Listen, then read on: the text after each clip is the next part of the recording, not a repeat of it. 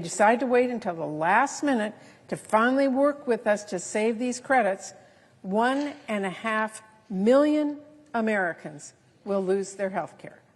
Again, that is if we do pass an extension at the last minute. If Republicans never get serious about this at all, it is going to be even worse. But even delay has a real cost here, one that is paid for by our families. So it's time for Republicans to get serious. Despite what Republicans are pretending, Democrats are not asking for the moon here. We are literally just insisting that Congress take action to address the looming health care crisis that they themselves caused. It is shocking that Republican leaders are digging in so deep against this now. If nothing changes, that is a pretty ominous sign. I hope, despite the completely partisan path Republicans are on right now, they will come to their senses and come to the table. Because I don't just want us to keep the government open with a deal brokered by both sides. I want to stop the enormous price increase that's about to hit our families. And I want us to ultimately get those full funding year bills that help people. I want those to get signed into law. So, Mr. President, here we are. And I have to say right now, what we see is Russ Vought trying to hold government workers hostage. Right now, we have House Republicans refusing to even come back here to DDC to do their jobs until next week. Right now, we have Senate Republicans replaying a failed vote. Look, if Republicans want to avoid a shutdown, like Democrats want to avoid a shutdown, then stop spending so much time saying you will sit down with us on health care later. Spend that time working with us right now.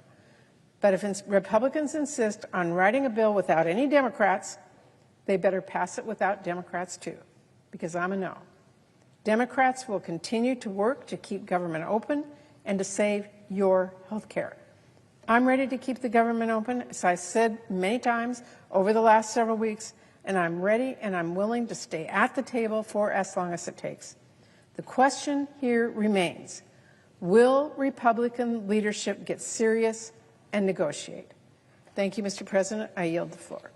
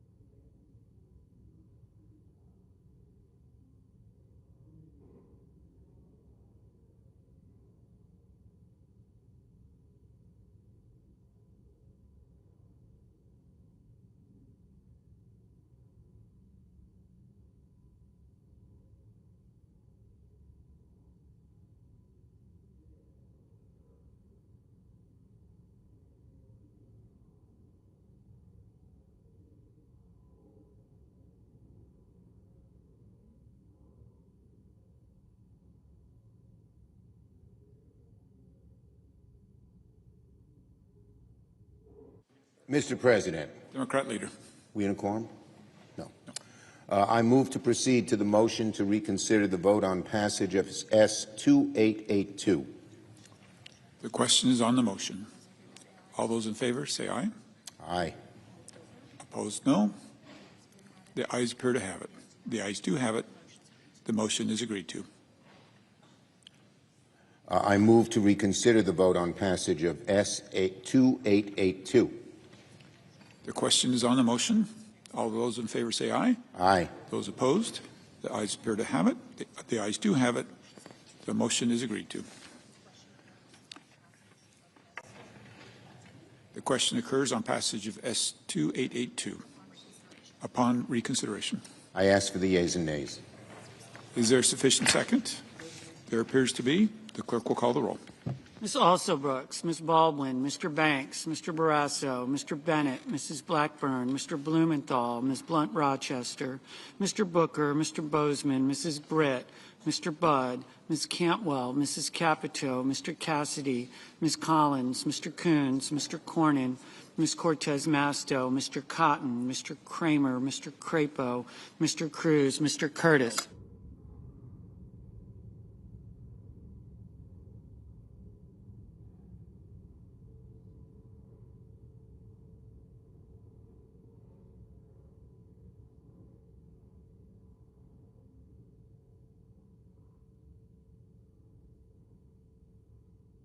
Mr. Daines.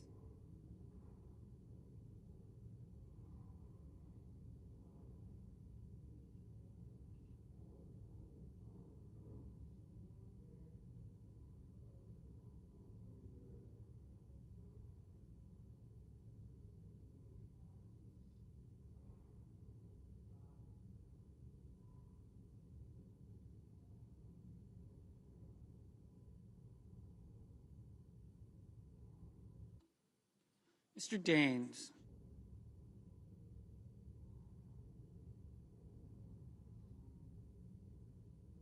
Ms. Duckworth. Mr. Durbin. Ms. Ernst.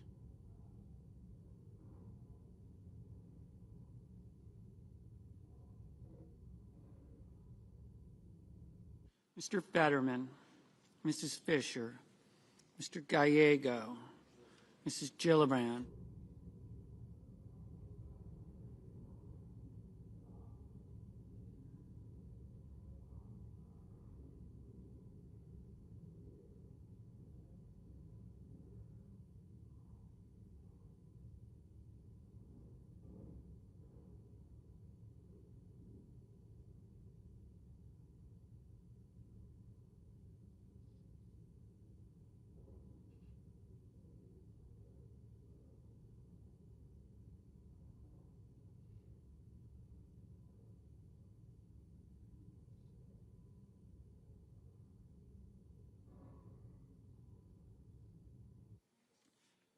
Mr. Graham, Mr. Grassley, Mr. Haggerty, Ms. Hassan, Mr. Hawley, Mr. Heinrich, Mr. Hickenlooper, Mr. Rono.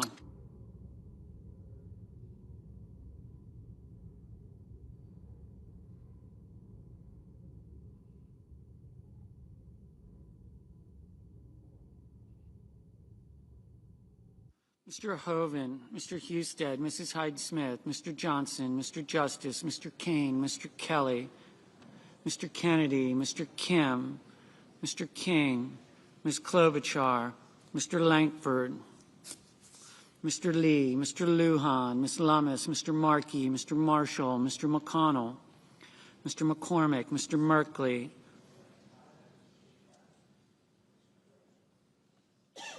Mrs. Moody, Mr. Moran, Mr. Moreno, Mr. Mullen, Ms. Murkowski, Mr. Murphy, Mrs. Murray, Mr. Ossoff, Mr. Padilla, Mr. Paul, Mr. Peters, Mr. Reed,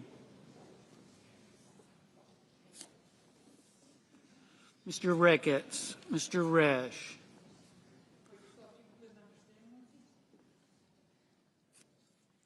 Ms. Rosen, Mr. Rounds, Mr. Sanders,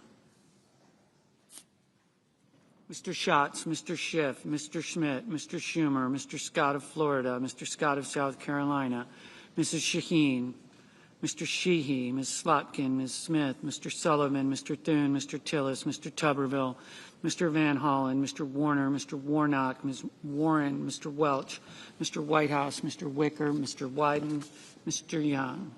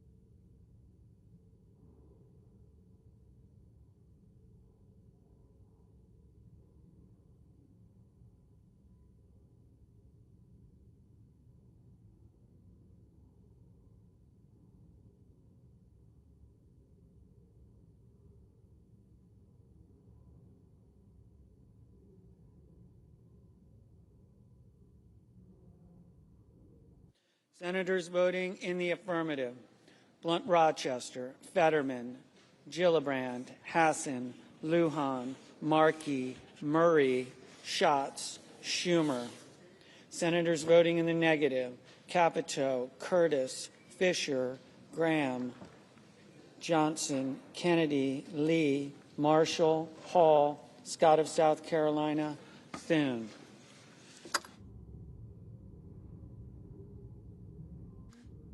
Mr. Kelly, aye.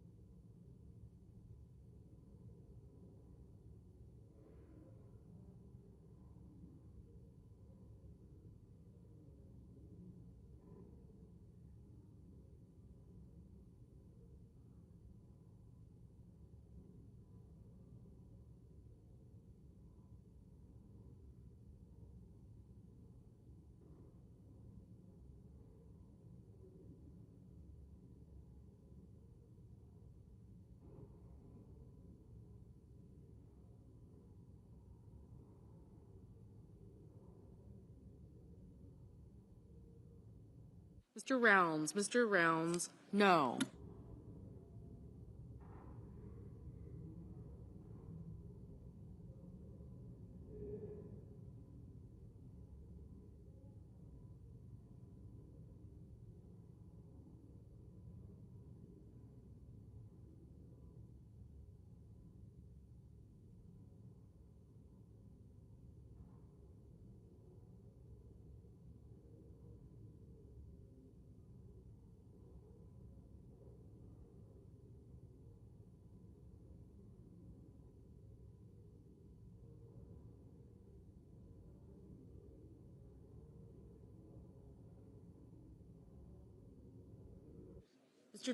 Mr. Tillis, no. Mr. Marino, no. Mr. Warner, aye.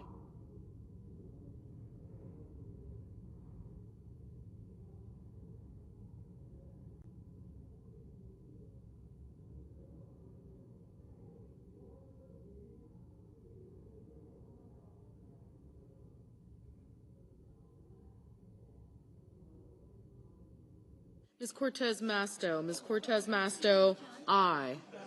Ms. Lummis, no.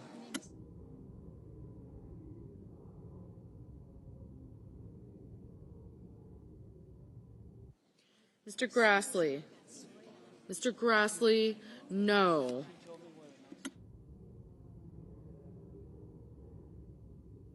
Mr. Kane, aye.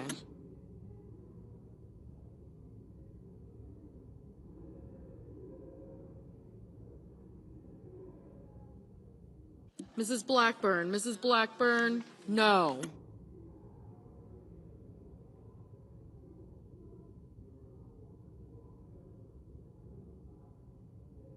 Mr. Cassidy, no.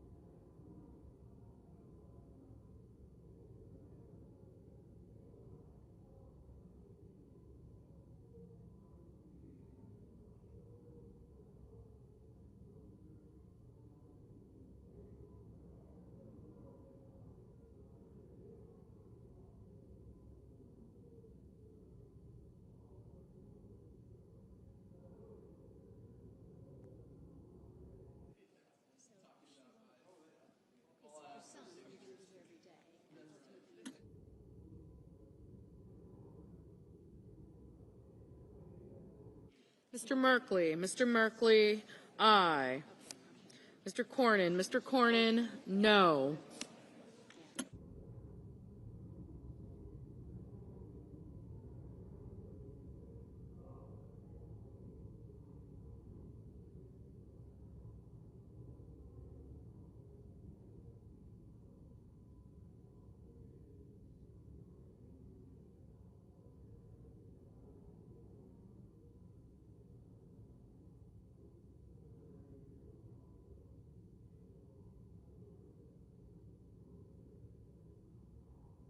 Mrs. Shaheen, aye.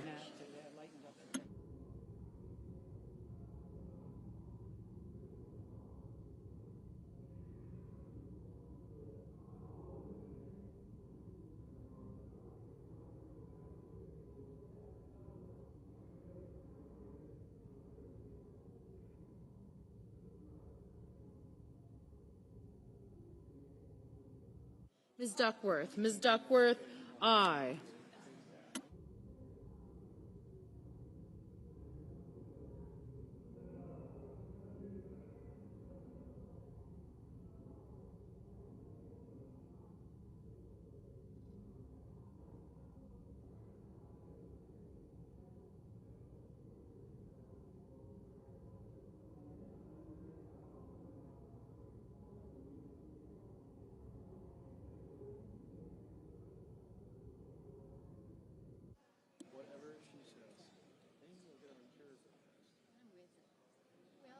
Mr. Ossoff. Mr. Ossoff, aye.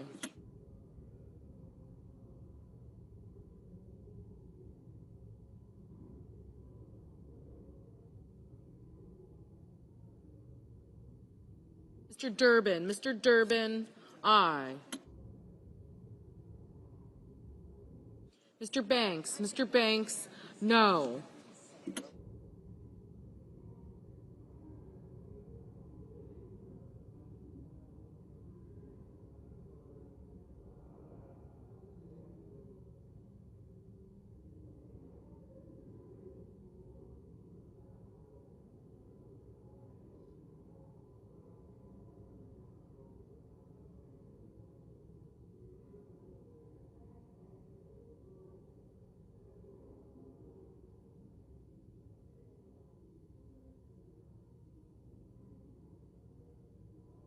Mr. Kim, aye.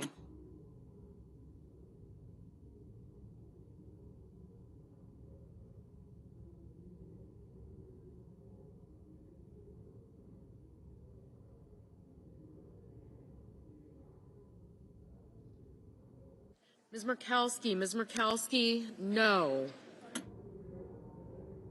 Mr. Sanders, aye.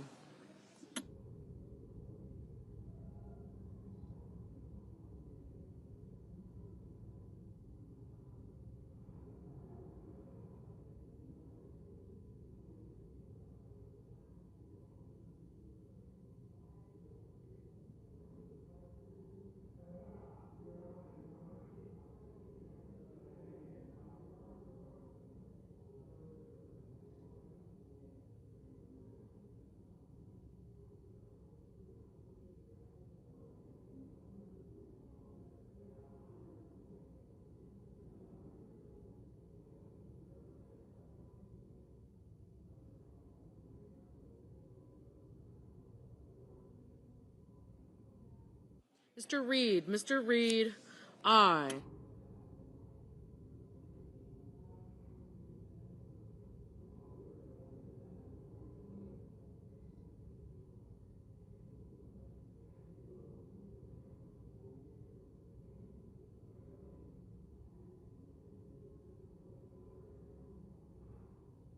Mr. King, aye.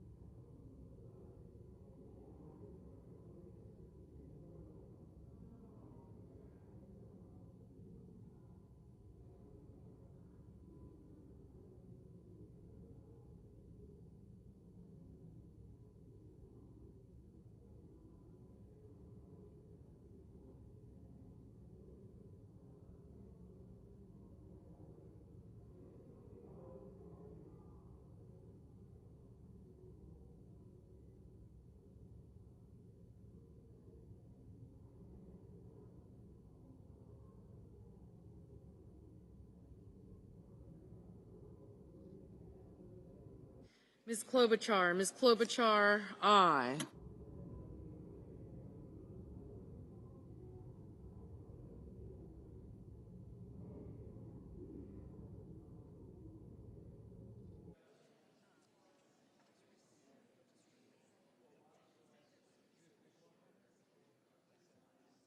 Mr. Husted, no. Mr. Schmidt, no.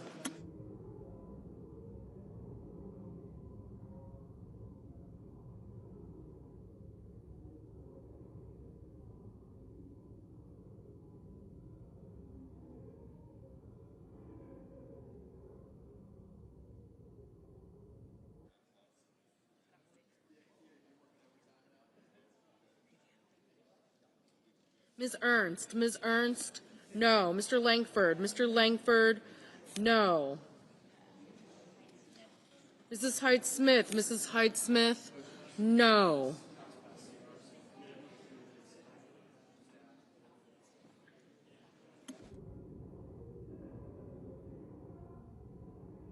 Mr. Wyden, Aye.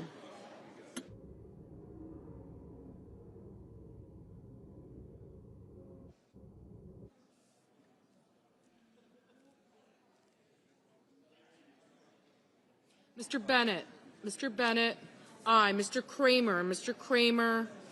No.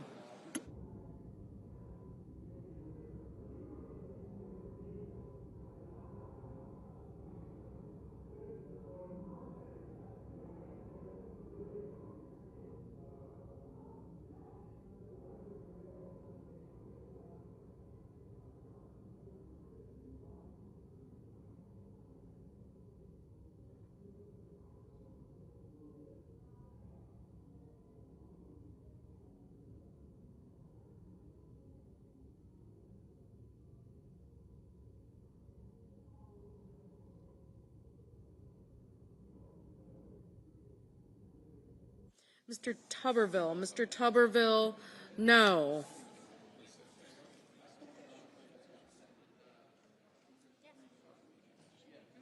Mr. Crapo. Mr. Crapo. No. Mr. Young. Mr. Young. No.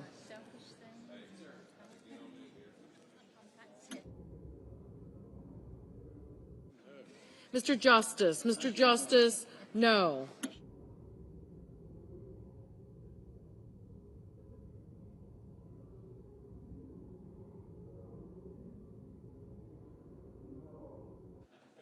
Mr. Wicker. Mr. Wicker. No.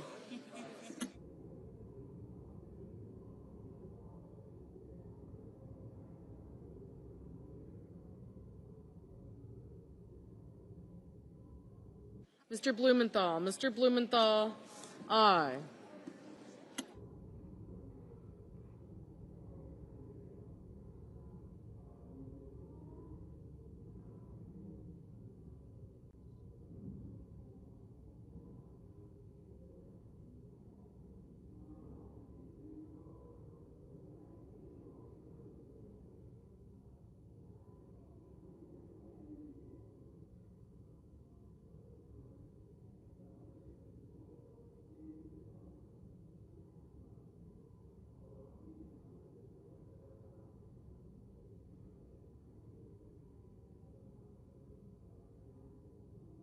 Mr. Hickenlooper. Mr. Hickenlooper. Aye.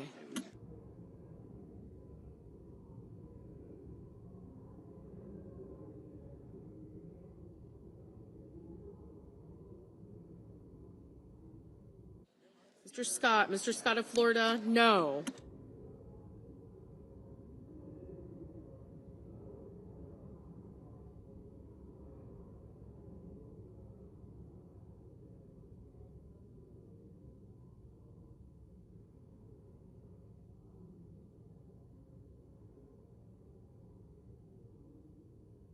Mr. Whitehouse. Mr. Whitehouse. Aye. Ms. Baldwin. Ms. Baldwin.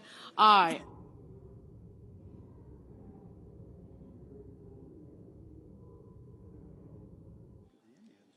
Mr. Murphy. Mr. Murphy. Aye. Mr. Moran. Mr. Moran. No.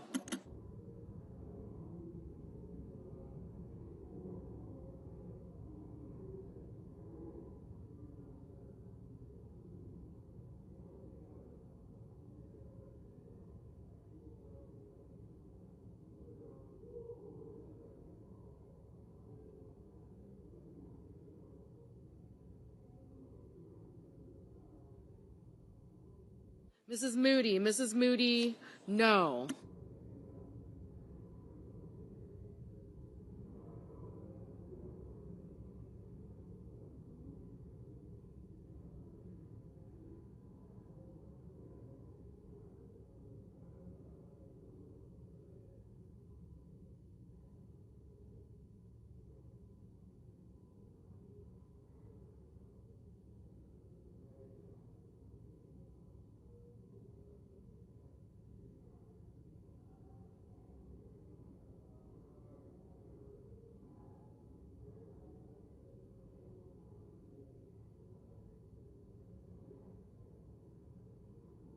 Ms. Hirono. Ms. Hirono. Aye.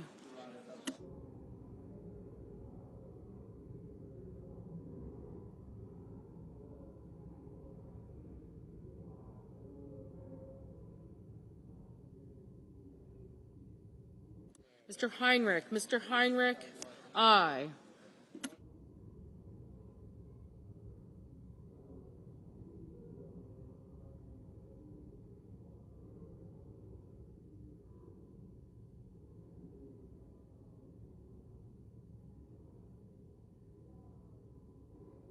Mr. Bozeman. Mr. Bozeman, no.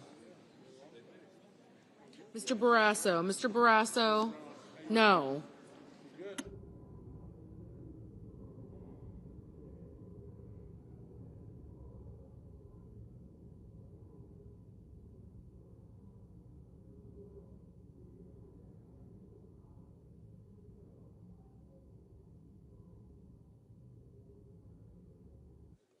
Ms. Collins. Ms. Collins, no. Ms. Smith. Ms. Smith, aye. Mr. Van Hollen. Mr. Van Hollen, aye. Mr. Cotton. Mr. Cotton, no.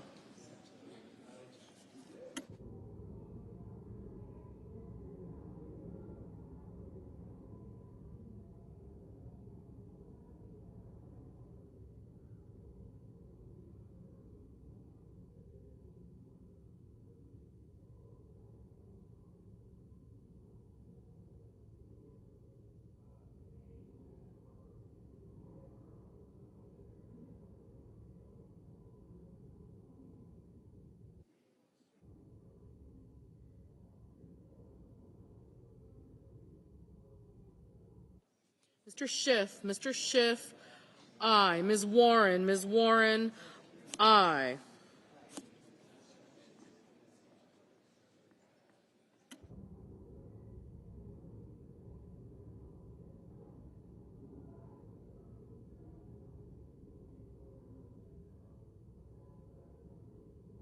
Mr. Deans. Mr. Deans, no.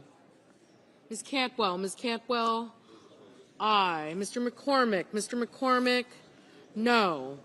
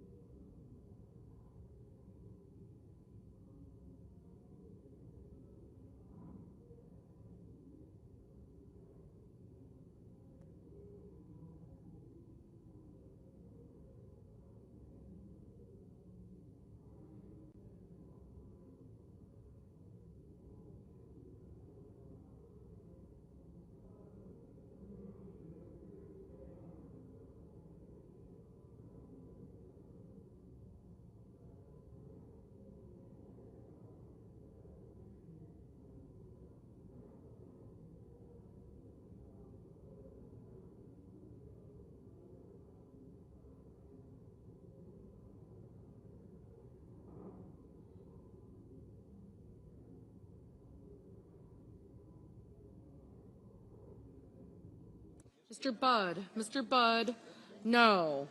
Mr. Mullen. Mr. Mullen, no.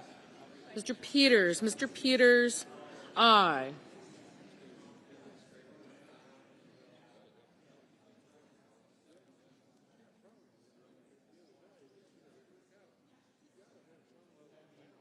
Mr. Hoven. Mr. Hoven, no.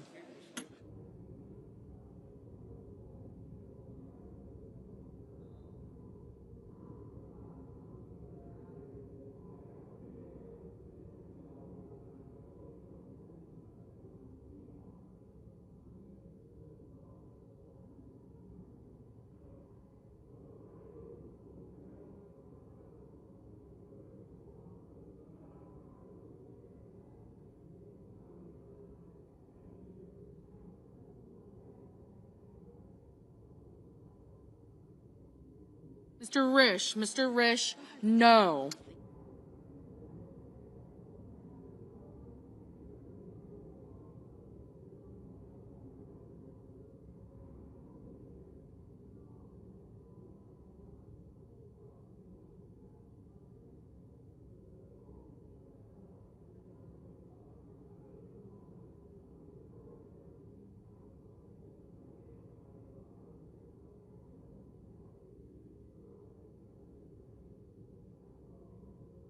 Mr. Welch. Mr. Welch, aye.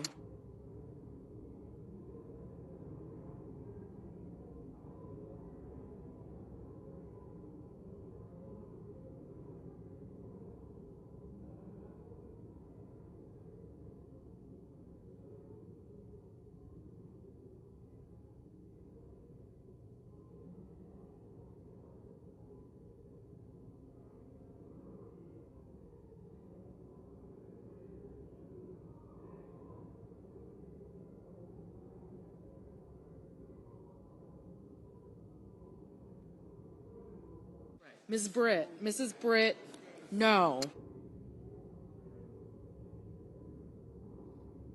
Mr. Warnock. Mr. Warnock, aye.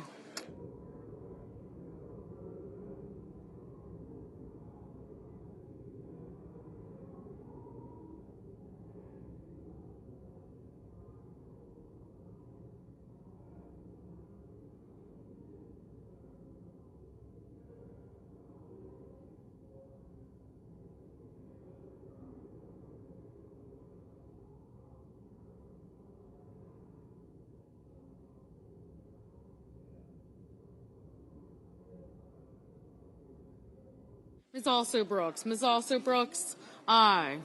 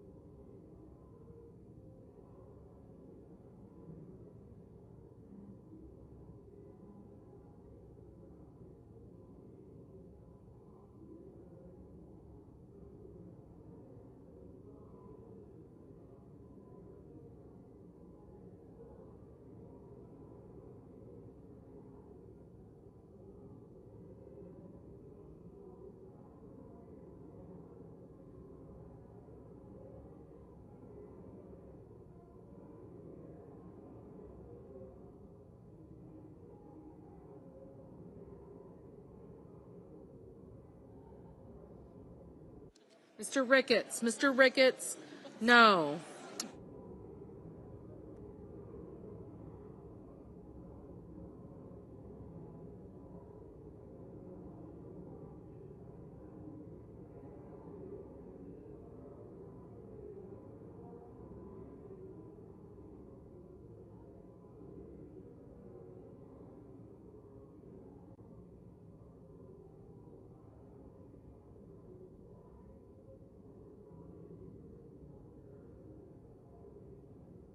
Mr. Coons. Mr. Coons, aye.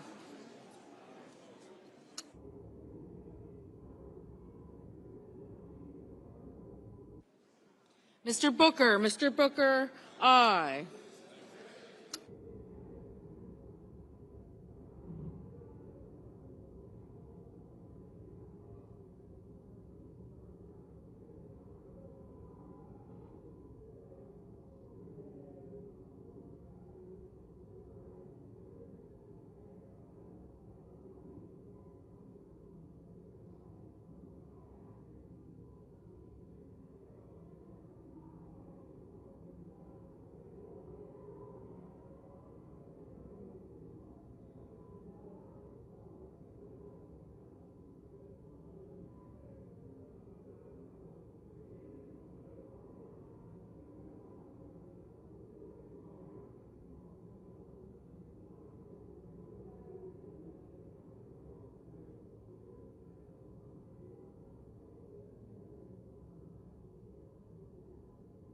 Mr. Hawley. Mr. Hawley, no. Mr. McConnell.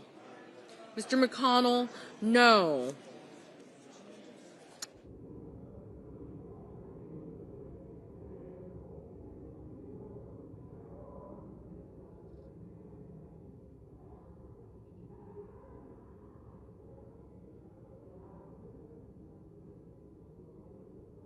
Ms. Rosen, Ms. Rosen, aye.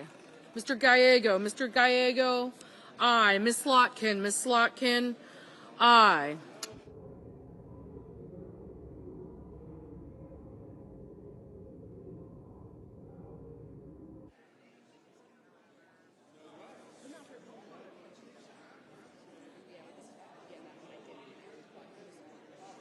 Mr. Sheehy, Mr. Sheehy, no.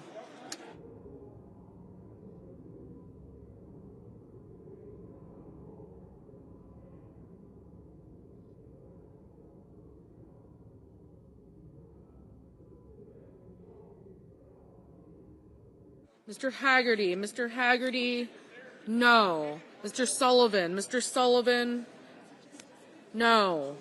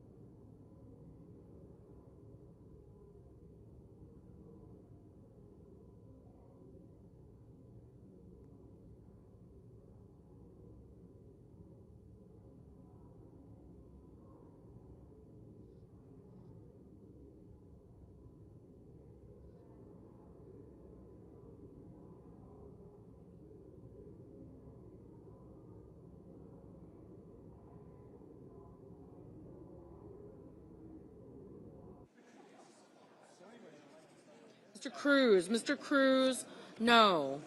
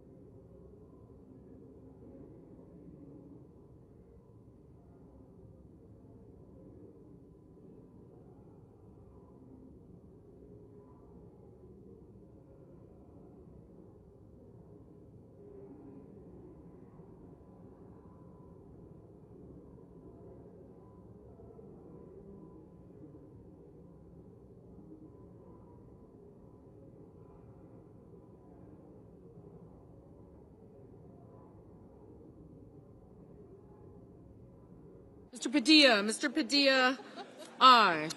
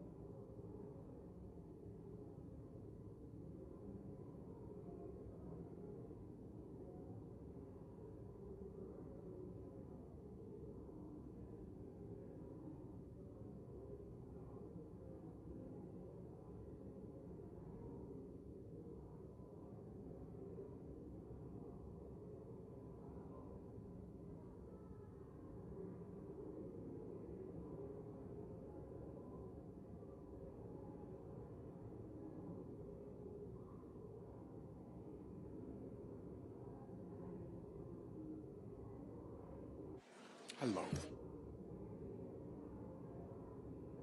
Vote. On this vote, the ayes are 47, the nays are 53. The 60-vote threshold having not been achieved, The bill upon reconsideration is not passed.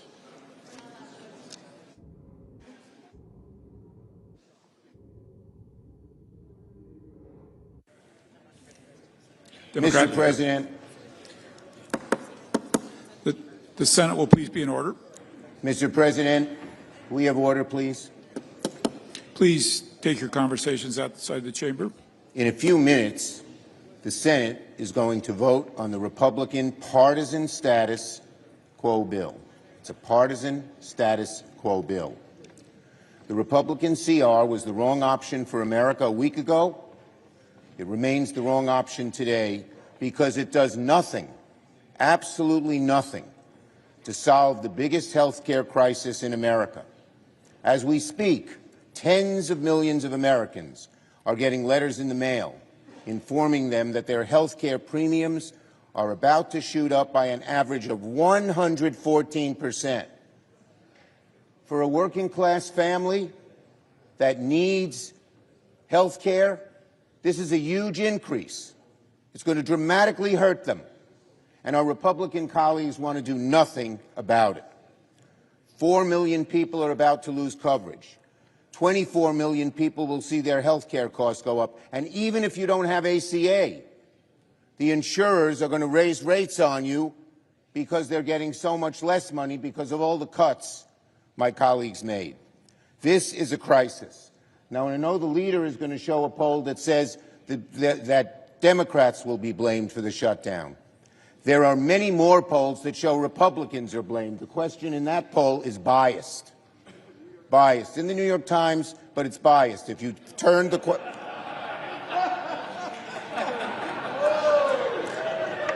That's true. I don't always believe the New York Times. You can be sure of that. Neither do you. Okay. But in any case, here's a poll from Morning Consult today. 75% of Americans support extending the tax premium credit. 63% of Republicans support it. And 45% of voters say they'll blame Republicans in Congress for a government shutdown. Only 32% blame Democrats. It's natural that people understand that Donald Trump and the Republicans want to shut down and Democrats do not. We need to deal with this health care crisis now, not later. But the Republican bill fails to do that. I urge my Republican colleagues instead to join with us, work in good faith to keep the government open, keep costs down. This is a totally partisan bill. Not once were we approached about what our input should be. When I was Majority Leader, 13 different times we passed CRs. Why? Because every single one of those 13 times we negotiated with Republicans to keep the government open. We still want to have those negotiations today. Democrats remain ready to get to work to negotiate a bipartisan agreement, a truly bipartisan agreement to keep the government open. But we need to fix our health care system now. We need to stop premiums from going up dramatically. We need to be on the side of the American people because they are on our side in terms of getting this health care crisis fixed, one created by the so-called big, beautiful bill, which they now want to change the name because they know it's so unpopular. In fact, Republican leaders are saying don't talk about health care because they know that we are on their side and the Republicans are not. The issue can't wait. It must be dealt with now, not in November when it'll be too late. The Republican CR is silent on health care and the wrong option for the country. It's as simple as that. Yield the floor. Majority Leader. Mr. President, we're down to the wire here. In just a moment, the Senate will vote on whether or not to keep the government open. Right here, 24 pages. Not partisan, not complicated, simple, straightforward, clean, nonpartisan, short term, till November the 21st so we can finish the appropriations process. Something I might add that never happened when the Democrats were in the majority. Last year, we never considered an appropriations bill on the floor, even though 11 of them were reported out of the Appropriations Committee. Not a single one on the floor. We want to fund the government to give our appropriators, Democrat and Republican, a chance to work on bills that have been coming out of the Appropriations Committee with big bipartisan margins. Pretty novel concept, right? Well, in just a moment, we're going to vote on whether to keep the government open. And all indications are the Democrats are going to reject the clean, nonpartisan funding extension here before us and choose to shut the government down. Now, Mr. President, my friend, the Democrat leader, and a number of other Democrats have spoken at length on many occasions about the pain that government shutdowns cause Americans. And since he mentioned it, I will show this poll. My handy. This is a poll right here, the New York Times. Oh, by the way, this morning the Democrat leader used one of my other charts. Thank you for doing that. It makes my point. I'm guessing he may be, you want to use this one? Maybe not. But this one is New York Times. And basically the question on views on whether Democrats should or should not shut down the government if their demands are not met. 65% should not, 27% should.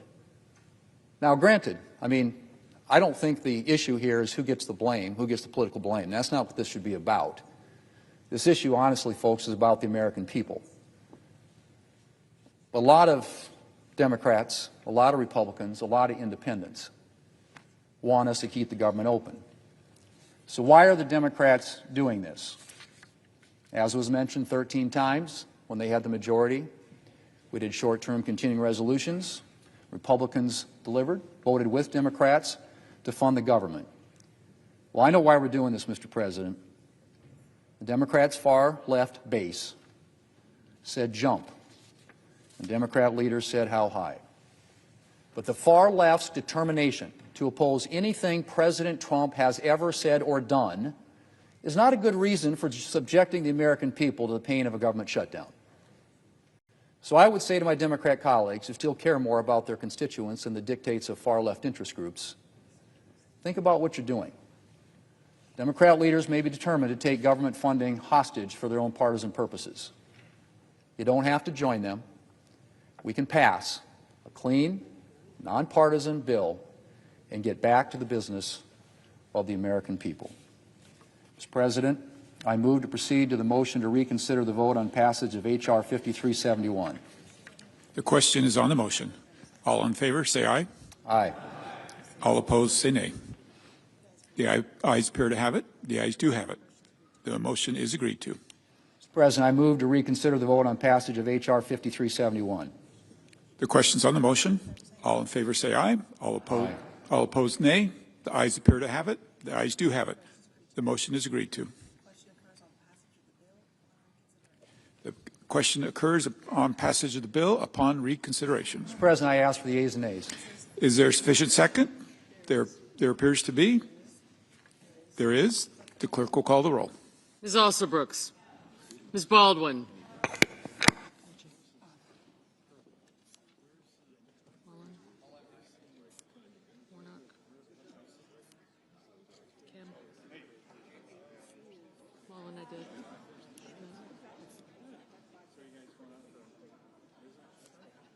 Mr. Banks.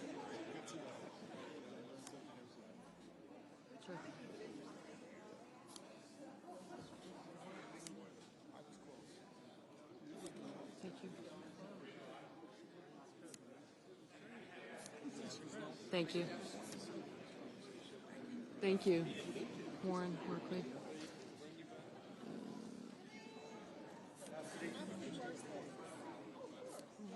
Smith.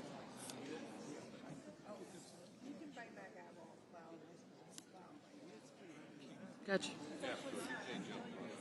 Thank you. I got you. Thank you. I'm deferring to my junior self. Not as little.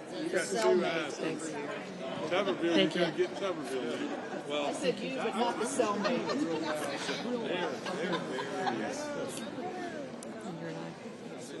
I did. Thank you. Peters. Thank you. Young. Kramer. Thank you. Thank you. Mr. Barrasso.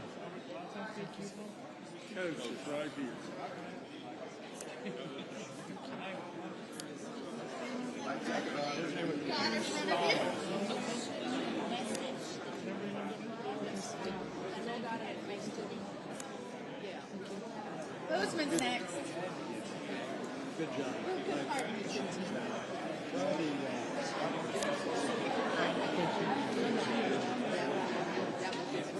Mr. Bennett, Mrs. Blackburn, Mr. Blumenthal, Ms. Blunt Rochester, Mr. Booker,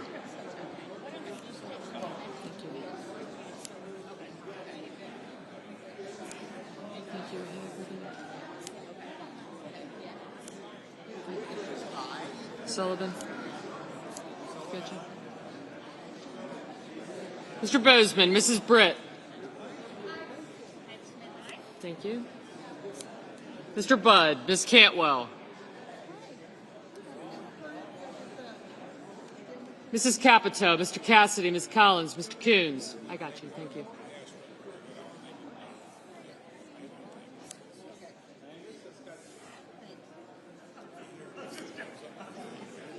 Mr. Cornyn, Ms. Cortez Masto, Mr. Cotton, Mr. Kramer, Mr. Crapo, Mr. Cruz, Mr. Curtis, Mr. Daines, Ms. Duckworth, Mr. Durbin, Ms. Ernst,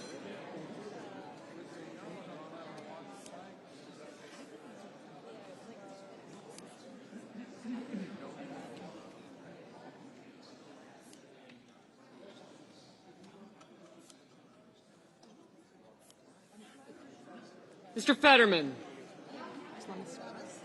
Thank you.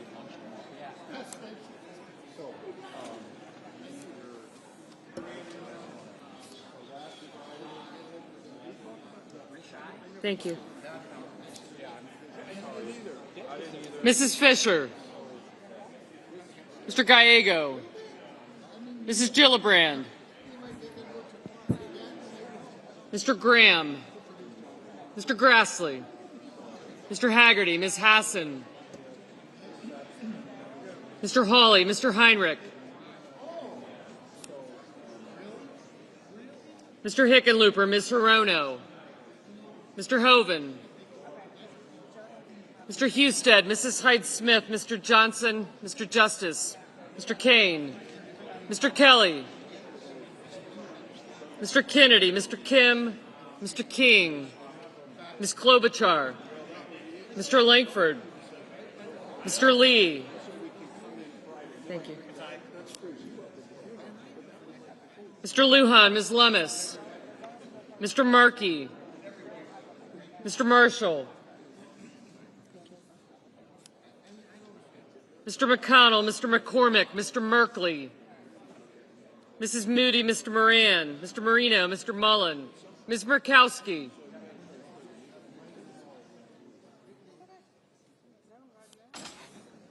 Mr. Murphy, Mrs. Murray, Mr. Ossoff, Mr. Padilla, Mr. Paul,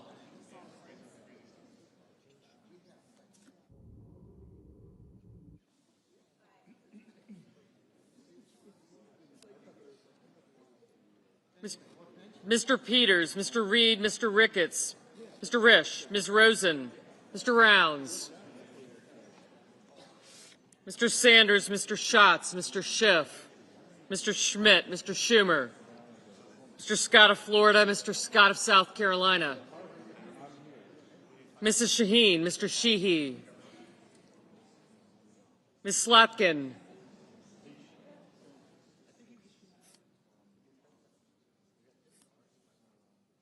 Ms. Smith, Mr. Sullivan, Mr. Thune, Mr. Tillis, Mr. Tuberville, Mr. Van Hollen, Mr. Warner, Mr. Warnock, Ms. Warren, Mr. Welch, Mr. Whitehouse, Mr. Wicker, Mr. Wyden, Mr. Young.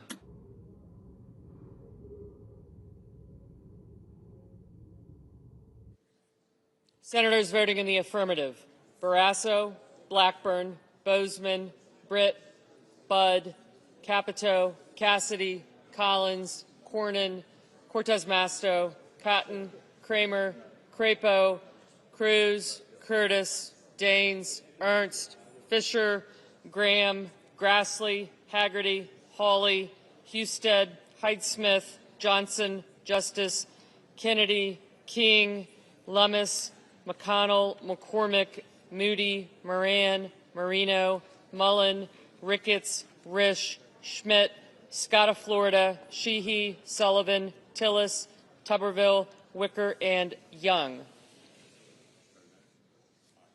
Mr. Langford, aye.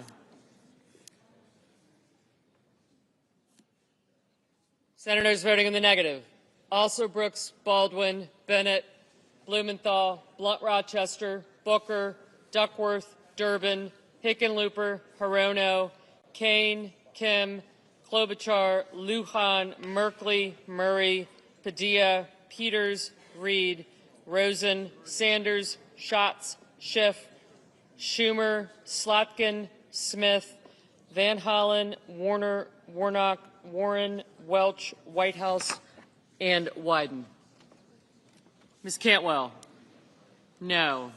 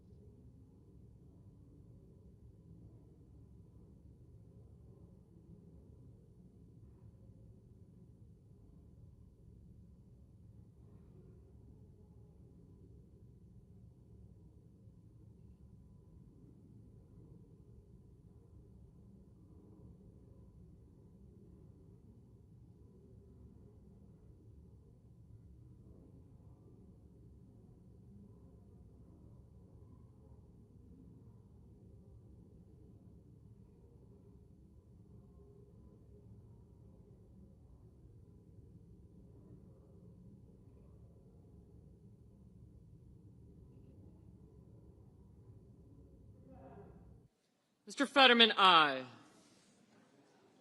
Mr. Kelly. Mr. Kelly, no. Ms. Murkowski, aye.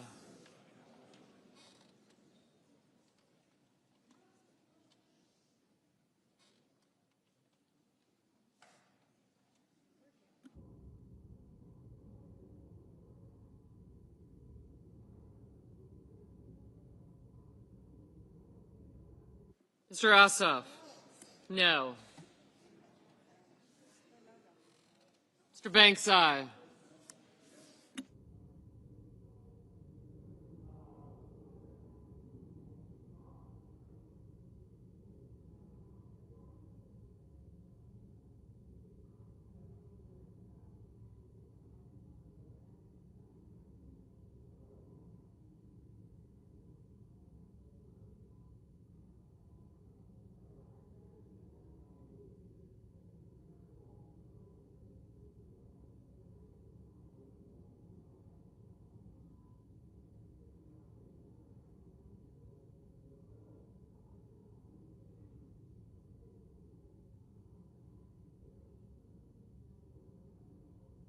Mr. Heinrich, no.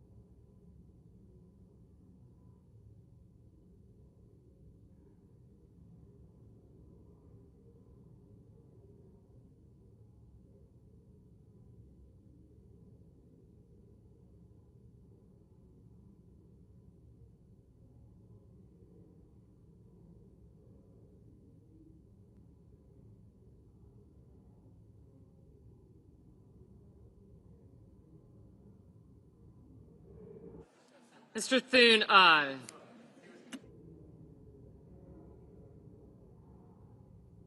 Mr. Hoven, aye.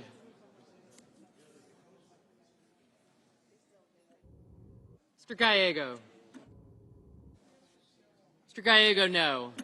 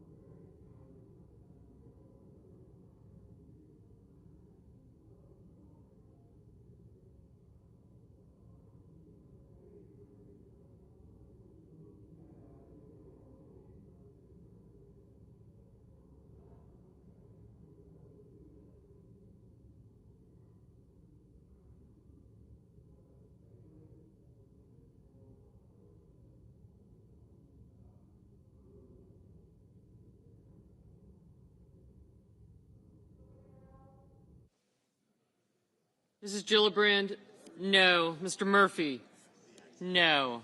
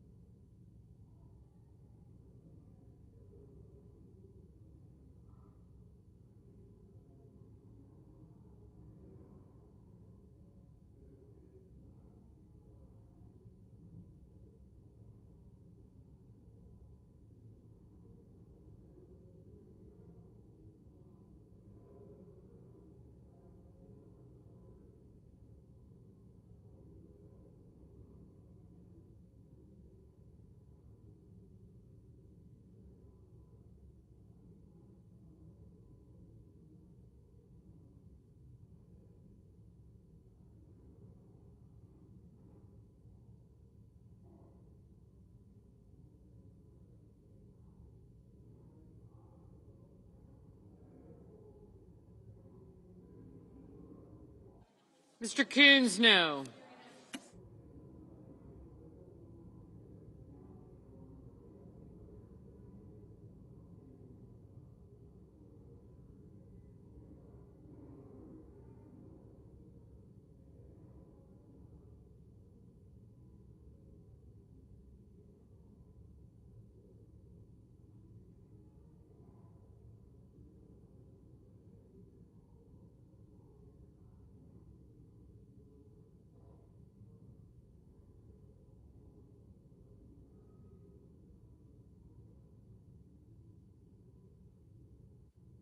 Ms. Hassan, no.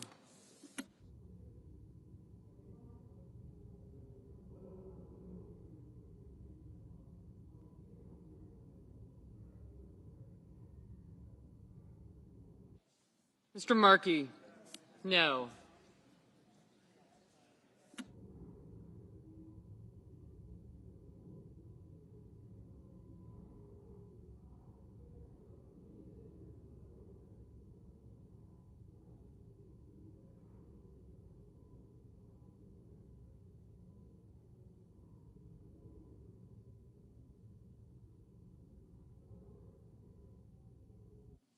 Mr. Lee, aye.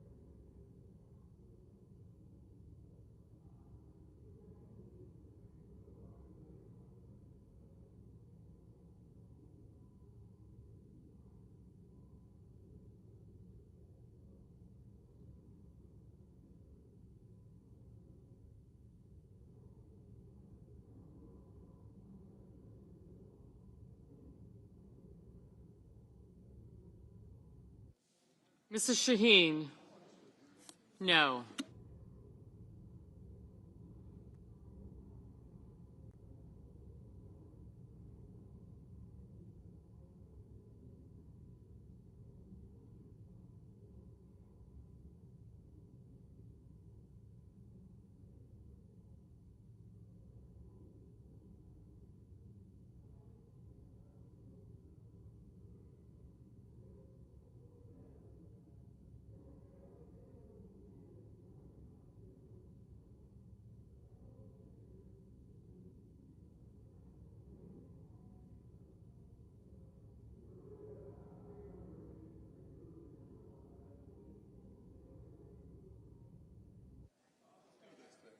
Mr. Marshall, aye. Mr. Scott of South Carolina, aye.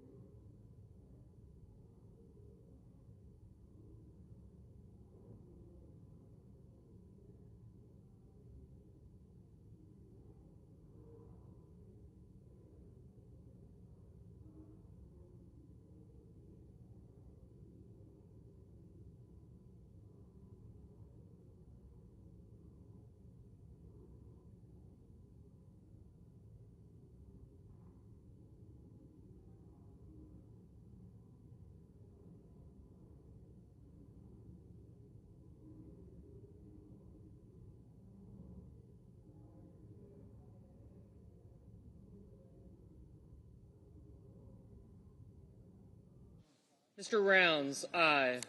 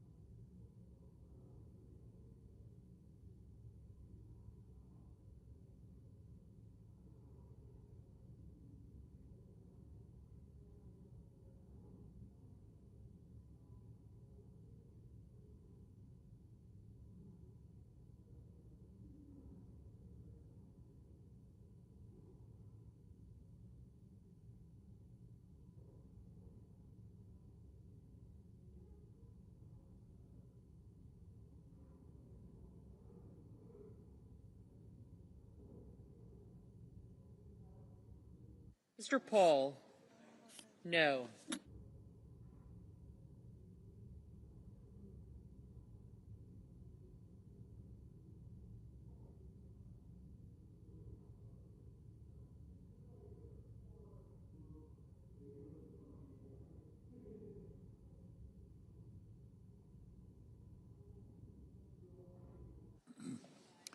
On this vote, the yeas are 55 and the nays are 45. The 60-vote threshold having not been achieved, the bill upon reconsideration is not passed.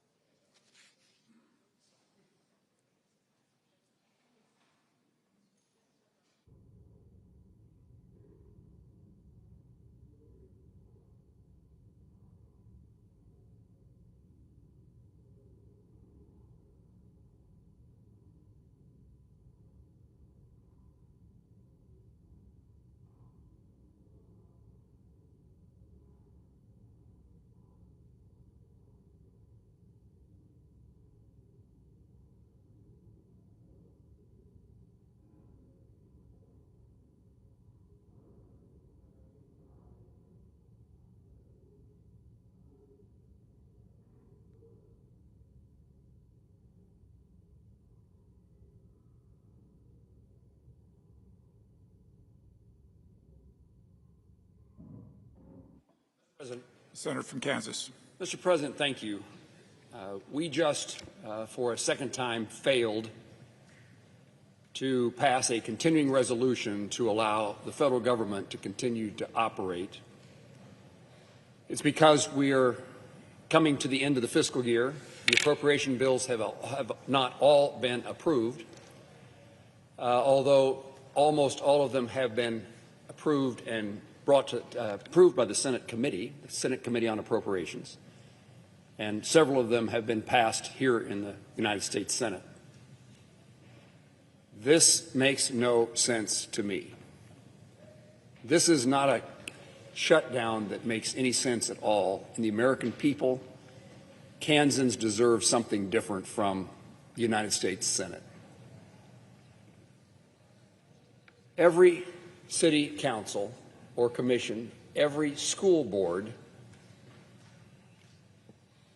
every local government office in my state passes a budget and then lives within that budget every year. Every local unit of government at home can figure this out, and the United States Senate is failing one more time. A shutdown means uncertainty. Shutdown means dysfunction. And the issue to me is this continuing resolution that would fund the federal government for 21 more days.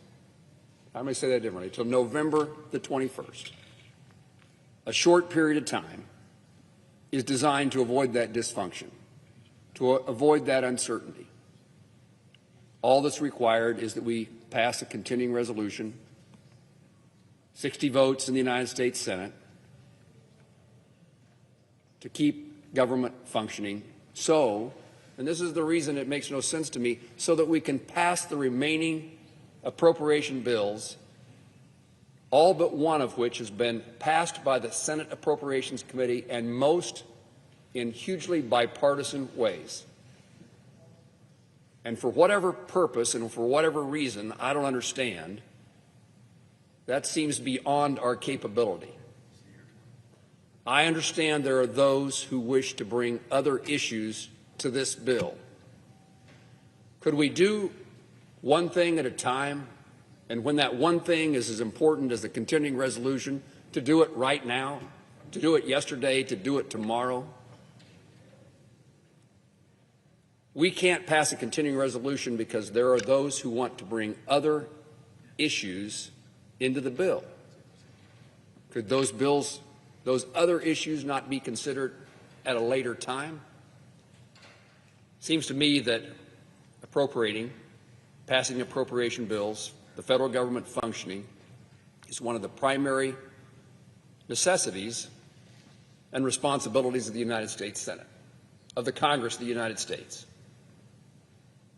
This is simple and straightforward. Give us a few more weeks to process the remaining appropriation bills. Government continues to function while we do so. A continuing resolution, particularly long-term, is a crazy thing because it says we're going to fund the federal government at the same level in the same way that we did last year. And if it's multiple years of continuing resolutions, the same way we funded government the year before that. Does anyone believe that the priorities of this country are identical to last year? Does anybody believe that they're identical to 2 years ago? Aren't there things that deserve more money? Higher priority? Aren't there things that deserve no money? Aren't there things that deserve less money or maybe even the same? A long-term continuing resolution is a crazy idea, and the short-term resolution of a CR that we're dealing with right now is an unnecessary idea.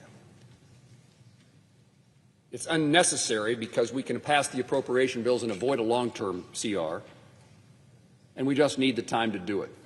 So a short-term continuing resolution, do it, take up the appropriation bills, as this majority leader has promised to do, and this majority leader has demonstrated he's willing to do it. It's a pretty straightforward solution to me. Give us a little more time, a few more weeks, immediately begin the consideration of the appropriation bills that have been reported by the Senate Committee on Appropriations, and at the end of that period of time, we don't need a continuing resolution. We will have done our task. I yield the floor. Senator from Hawaii. Mr. President, I thank the senator from Kansas, and at the risk of getting him into political trouble, I am a huge fan of his.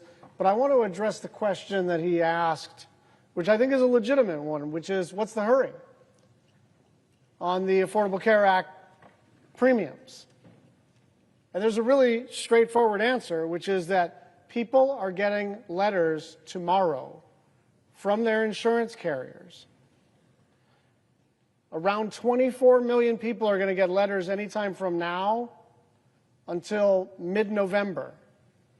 And they are going to pay. Now, 24 million Americans are going to be told that because of the last tax bill that was just enacted by Trump and the Republicans, that people are going to be paying an average of 114% more per person per month.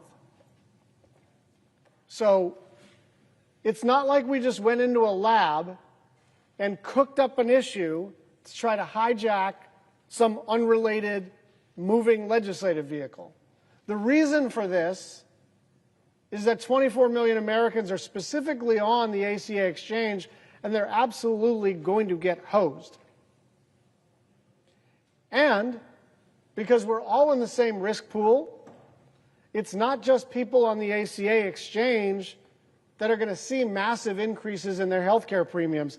Almost every American is about to see a spike in their health care premiums, just like they've seen electricity rates going up at double the rate of inflation, just like they've seen the price of vegetables go up by 39%, just like they've seen shortages of lumber and labor.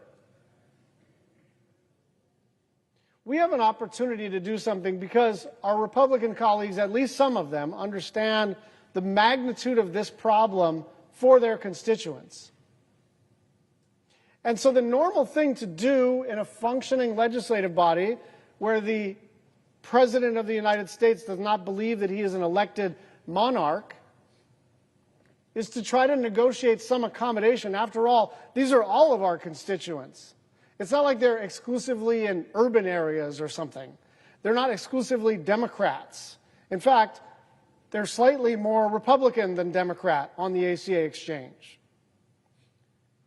And so if this were a normal, functioning time in American-style democracy, the President of the United States would convene what they call the four corners, majority and minority leader of the Senate, Speaker and minority leader of the House, and we'd try to figure out whether there was an accommodation to be made to save our collective constituents from all this pain. And so when Democrats had the trifecta, When Democrats had the House and the Senate and the presidency, we didn't have any shutdowns. And it wasn't because there's more goodwill on the Republican side towards continuing resolutions than there is on the Democratic side towards continuing resolutions.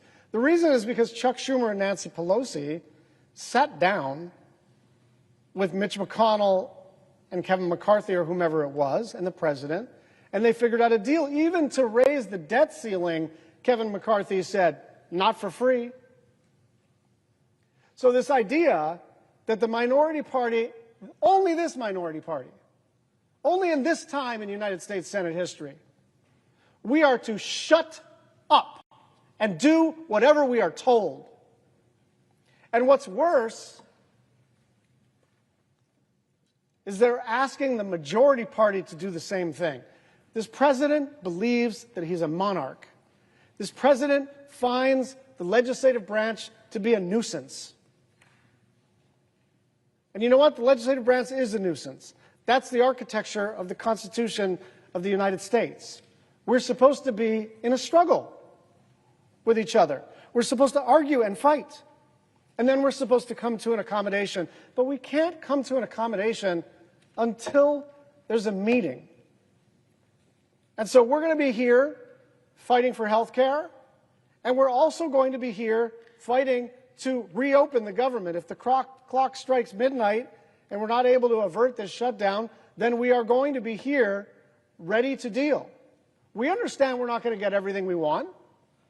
We understand we're in the minority. We understand we're out of power. But understand this, we're not powerless. We still represent, pessimistically, 47% of the, certainly 47% of the Senate seats, but something like half the country wants us to represent their point of view. And the point of view that we are representing, by the way, is shared by most of the constituents who are represented by Republicans too. And so there is still a pathway, but it has to be pursued. And so the onus is on the President of the United States and the Majority Leader and the Speaker to find that pathway. I yield the floor.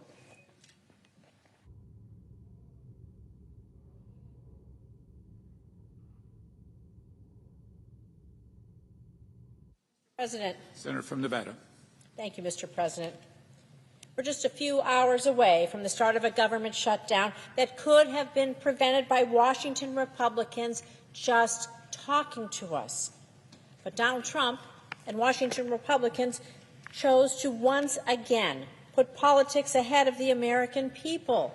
They won't come and talk to us. After slashing Medicaid and taking health care away from families who need it the most, Donald Trump and Washington Republicans are now shutting down the government, like I said, because they refuse to come to the table. They refuse to have a conversation. They refuse to work in a bipartisan way to stop a massive spike in health care costs for hard-working families, for all of you.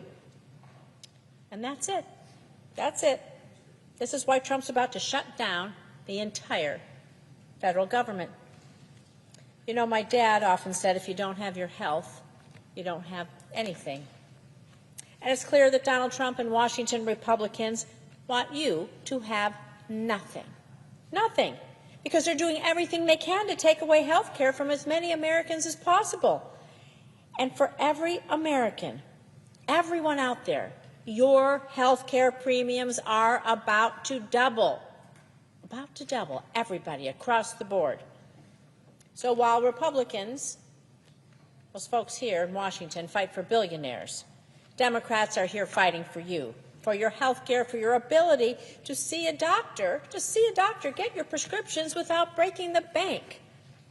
In my state of Nevada, over 110,000 Nevadans get their health care coverage through the Affordable Care Act's marketplace. We know it as Nevada Health Link.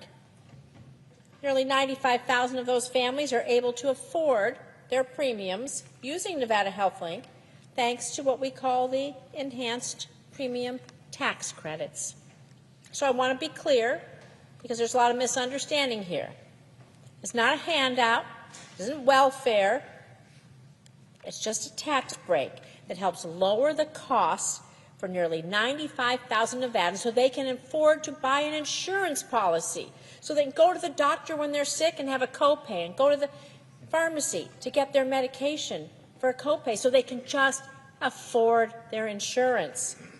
And we're talking about hardworking families, small business owners, workers who don't get health care through their jobs, so many of them. And these enhanced tax credits, they're about to expire. They're about to expire this year.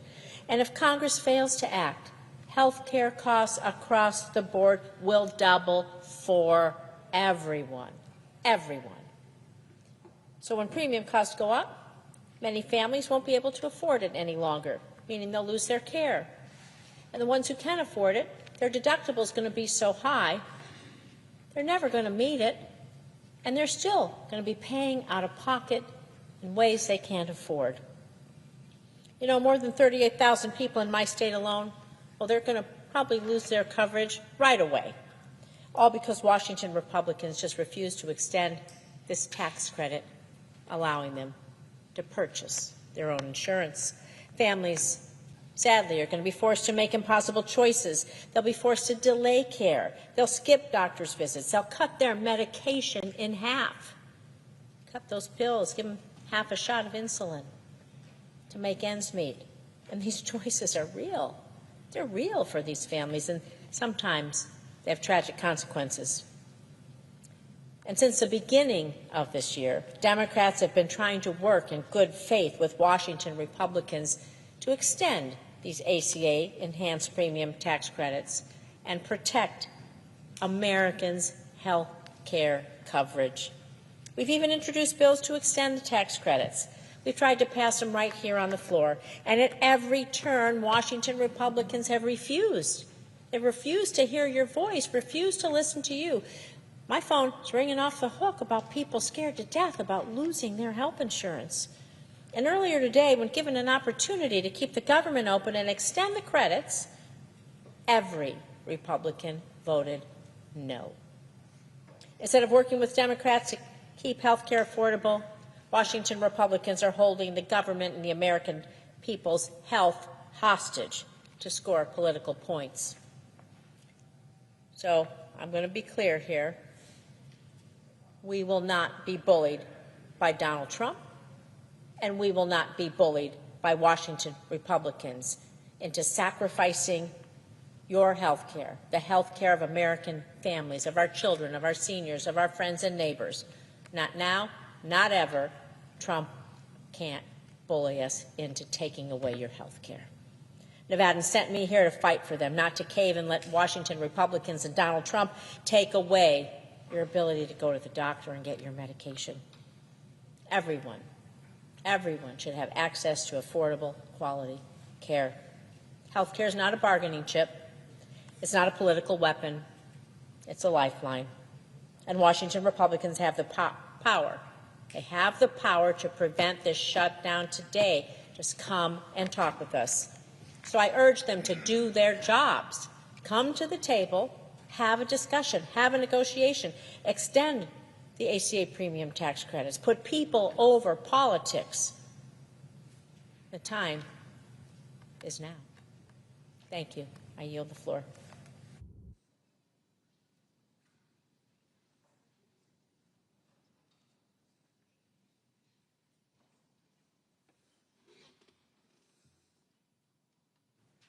Mr. President. Senator from Connecticut. Thank you, Mr. President. My thoughts tonight are with the millions of Americans who will bear the brunt of this shutdown. The families in the path of hurricanes who will go without the services of FEMA, the veterans who will lack many of the helping hands in the VA, the recipients of Social Security who will be unable to verify their cards or perhaps receive payments that they've been denied, and others, millions of others Americans who unnecessarily will be hurt, perhaps people who depend on the social safety net that we have established and may be torn by this shutdown. And I'm thinking about the millions of Americans, about 24 million in total, 139,000 in Connecticut alone, who will be notified that they can buy health insurance as a result of open enrollment.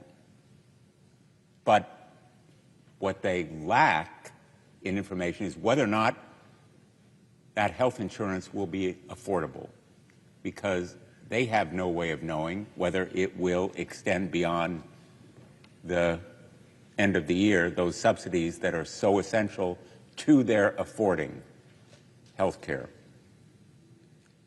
And our Republican colleagues, we just heard the senator from Kansas say there's no hurry. Well, Americans can't get sick on Donald Trump's timetable. When people are told there's no hurry if you get sick for medical care, that sounds cruel, because it is cruel and it's stupid. People who go without health insurance may lack the health care that can save costs of preventing more serious illness. And those costs eventually are borne by all of us. So this misguided denial of the certainty people need that health care insurance subsidies will be extended beyond the end of the year really affects all of us. Premiums are rising already for all of us by 18% this year alone, because the healthiest people are deciding they're not going to buy health insurance, and insurance companies are predicting they'll have to increase their costs to cover the sicker people who will buy the health insurance because they need it. But the simple fact is, nobody is invincible. All of us need health care. And the Affordable Care Act recognizes that health care in America aspirationally should be a human right. And our failure to provide it to those millions of Americans who will find health care insurance unaffordable is unacceptable. And that's why we are taking this stand, and why America can't wait for Donald Trump to tell them that they are sick enough now to be given this subsidy, which they deserve. I'm here to urge my Republican colleagues to stop rolling over for Donald Trump. Their constituents, as well as ours, are affected by this delay in providing affordable health insurance. For months, we have been calling attention to the need to act now. And this shutdown was avoidable.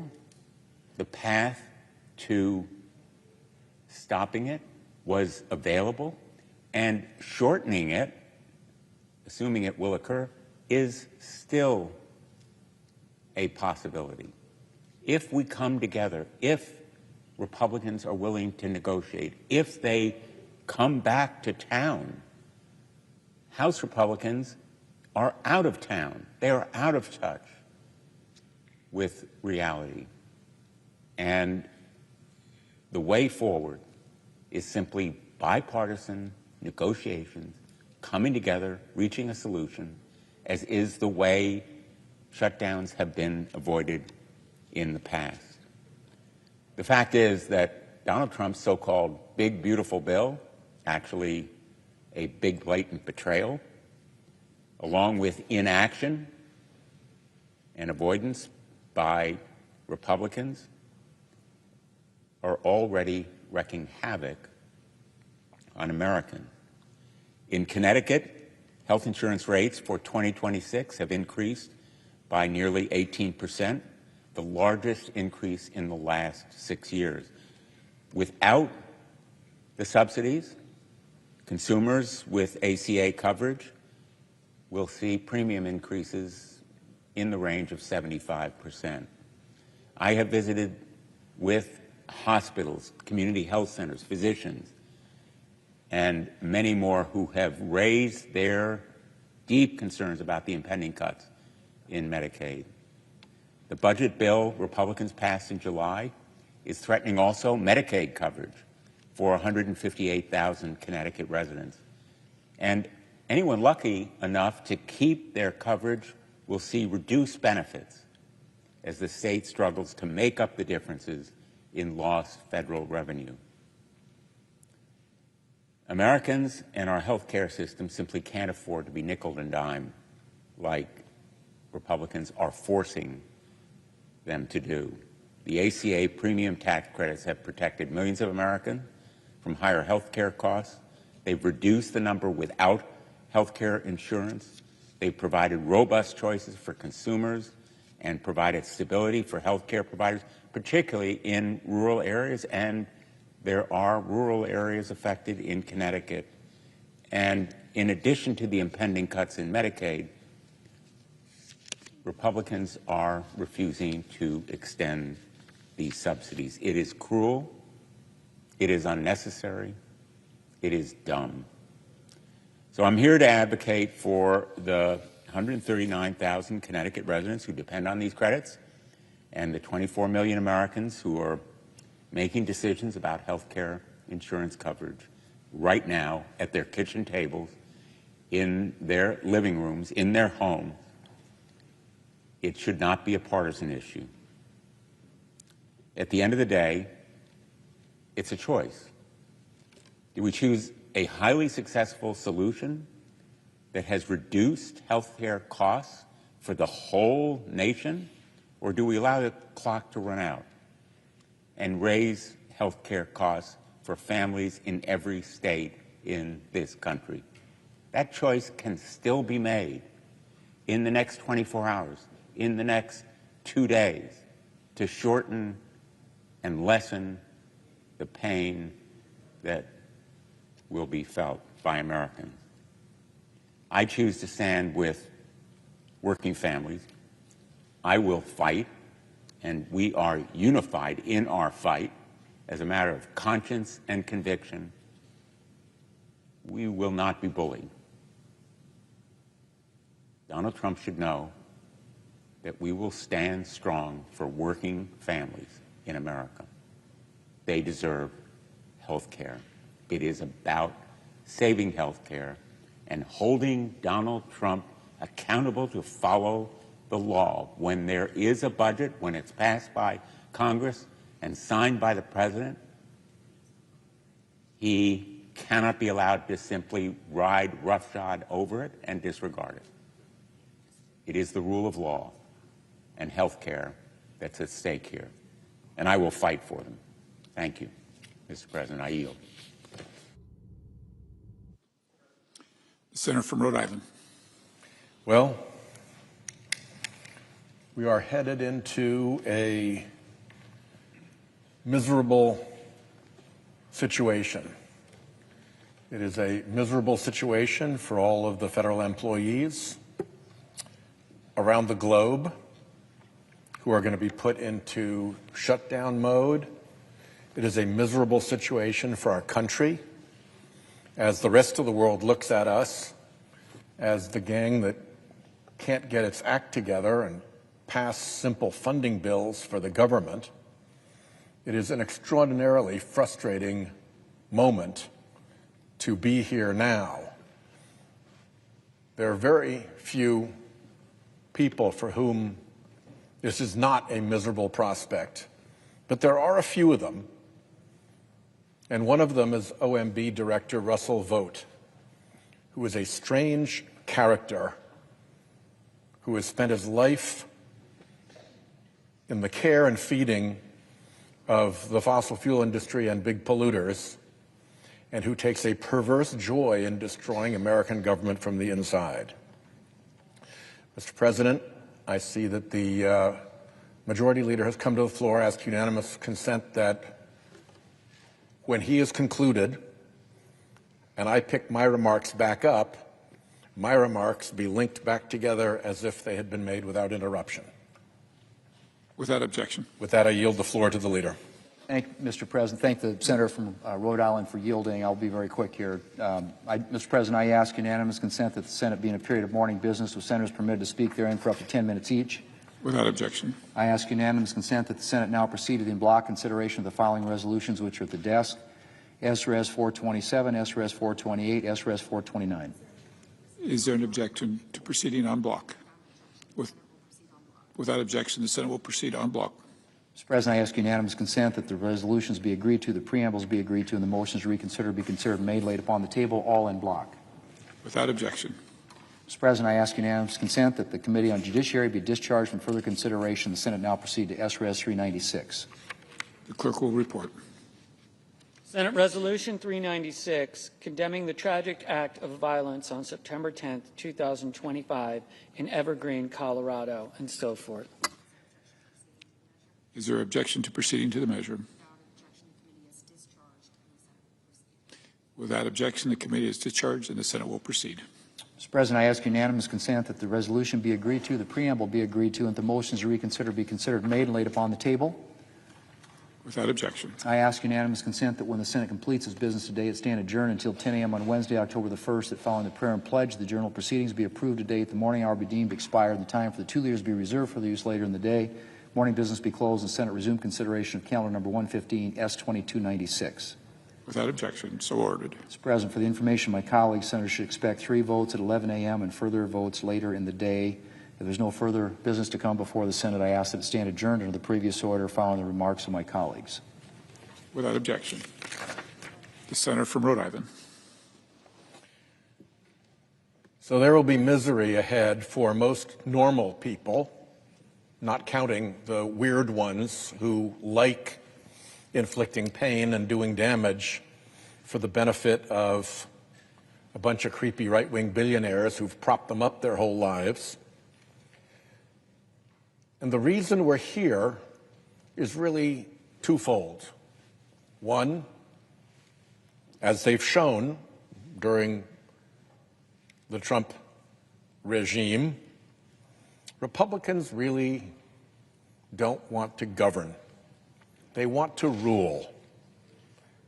They don't want to talk to Democrats, even where they need our votes. Here they need our votes.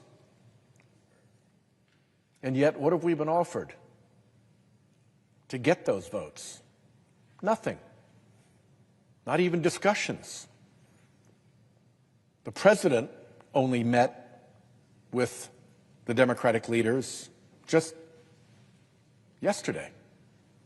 And he didn't seem to be aware of what was at stake here for the Americans who are about to lose a huge health care benefit. They just go wildly forward. We've seen it over and over again here on the Senate floor. How many times in just the few months that we've been here in this administration have Republicans done the thing that they were furious when we even talked about doing, to overrule the parliamentarian and change the rules to make things easier for themselves rather than negotiate with us? My count is 4 already. 4! And we're only 9 months in. They don't want to govern. They don't want to talk to us. They want to rule. They want to dictate to us. And at the same time, the other reason we're here is that there's this strange Republican fixation with taking health care away from people. I do not understand it.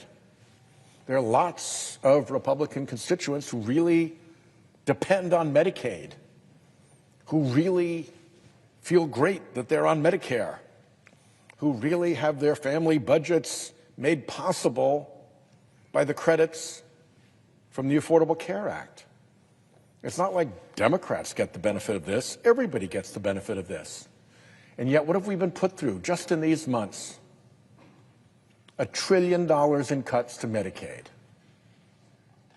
$1 trillion. in cuts to Medicaid.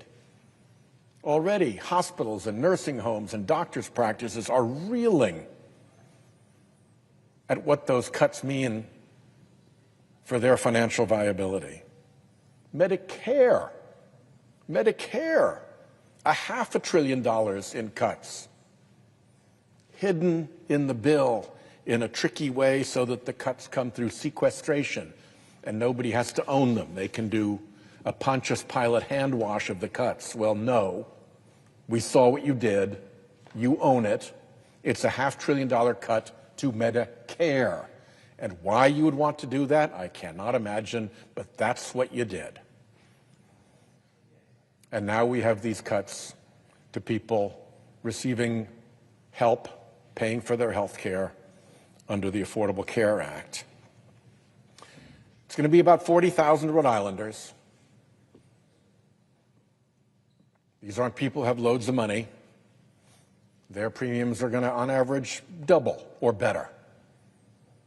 I mentioned a retired mental health counselor yesterday. She's going to have $477 in added expense every single month because of this. And it all starts now. It all starts happening now. So when we're told, why are we forcing the issue now? It's because now is when the issue is upon us. When we're told, why don't we negotiate later? My question is, why aren't we negotiating now? Why would we believe when we're told that you'll negotiate later on this when you won't negotiate now on this? Now when you need our votes, you won't negotiate on something that you say you'll negotiate later? Why does that make any sense? Why is that even remotely credible? The harm starts now. The negotiations should start now. And frankly, what Democrats are asking for is something you ought to be doing anyway, just to help your own constituents. This shouldn't be hard at all. We should not be here having this conversation. This should have been resolved already, except that the Republican majority wants to rule, not govern, and they have this strange fixation with taking away health care, even from their own constituents. Over and over again, we've seen it. We've seen it with the repeated overrulings of the parliamentarian. We've seen it with the Beautiful for Billionaires bill that got rammed through with a simple majority. We've seen it with the change in the rules to allow 100 nominees to go through at a time under advice and consent. We have seen it with clean air standards that help everyone being repealed over and over and over again. The Republicans take the path that allows them to rule, not to govern, that allows them to ignore the minority party even when they need our votes, even when what we're asking for is in their constituents' interests, even when what we're asking for is something that their constituents want. Even then, we're up against this blockade. So I hope that Republicans come to their senses. I hope that the president realizes what he is doing and that we can put an end to this shutdown as quickly as possible. But let me make this absolutely clear. This is a shutdown that lands entirely at the feet of the Republican Party that controls the Senate, that controls the House, that controls the presidency, that won't negotiate with Democrats even when it needs our votes, and that has an unhealthy fixation with taking away health care from their fellow Americans. I yield the floor. Madam President. The senator from Delaware is recognized. Madam President, I'm asking why we're here. Why we're here on the floor of the Senate as the hours tick down to the end of the federal fiscal year and the shutdown of the federal government. I've served here 15 years. I've seen my share of shutdowns, and I know how much they hurt. How much they hurt the men and women of our military, federal law enforcement, folks who serve and protect our country at home and abroad. And they should not have to wonder when or if they'll get paid. A shutdown isn't good for our reputation abroad and our cohesion at home. I have always worked to find some path, some deal, some way to keep the government open. And I've talked to a dozen colleagues in recent days about this fight and about tonight. This is about health care. This is about my party saying enough is enough. We know that if you have health care, everything else can work itself out. And if you don't have your health, almost nothing else matters. President Trump ran on making America healthy again, on reducing prices, on making life easier for the working people of our country and their families.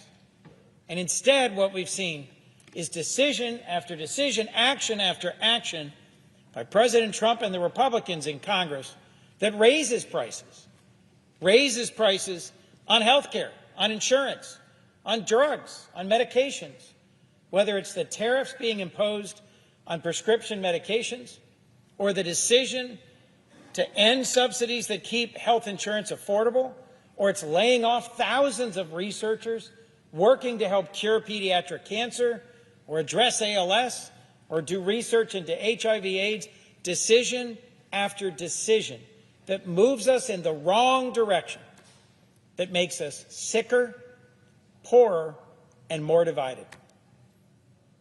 I'm usually one of the first to walk across the aisle and say, let's find a solution. Let's find a way out of this. And I've been doing that in recent days, talking with colleagues. But I can't see a way forward if we can't change direction and together say to the people we serve, we want to help with your health care. We want to stop the cuts to NIH and CDC. We want to reduce the increases in health insurance costs. We want to help you and your family. In my home state of Delaware, emergency room wait times are too long. And as millions of Americans get thrown off of health insurance, they're going to go to the emergency room. And those wait times will get longer and longer for all of us. Next month, we're going to find out how much health insurance premiums go up. For some Americans, they're going to double. But for all of us, they will go up. Health care is getting costlier, and Americans are getting sicker. So why am I standing on this floor tonight saying I'm not voting to keep this government open? Because enough is enough. There are ways we can and should work together to change direction, to put on the floor the bipartisan health appropriations bill that'll restore tens of billions of dollars to the NIH and CDC, that'll stop Trump's cuts to American health care and insurance and research. There's a path towards reforming and extending the Affordable Care Act that both parties should agree on. But folks, if you're listening, your member of Congress needs to hear from you, needs to know that you want us to work together to reverse course and end Trump's tragic cuts to health care. If my colleagues don't get those calls, they won't change direction. If they don't change direction, we won't reopen this government. Make no mistake, we have Republicans in control of the House and Senate and the White House. If they want to find a way forward that reduces the harm to Americans and our health care, we can. And I'll be one of the first to extend my hand to find that path. But if we don't change direction, we shouldn't reopen this government, because Americans have taken too many hits already. Too much additional cost, too much cuts to health care research, too much increase to health insurance costs. This is a fight about America's health care, and we're fighting for you. Thank you. With that, I yield the floor. The chair recognizes the gentlelady from Minnesota. Madam President, I have 7 requests for committees to meet during today's session of the Senate. They have the approval of the majority and minority leaders. Duly noted. Thank you.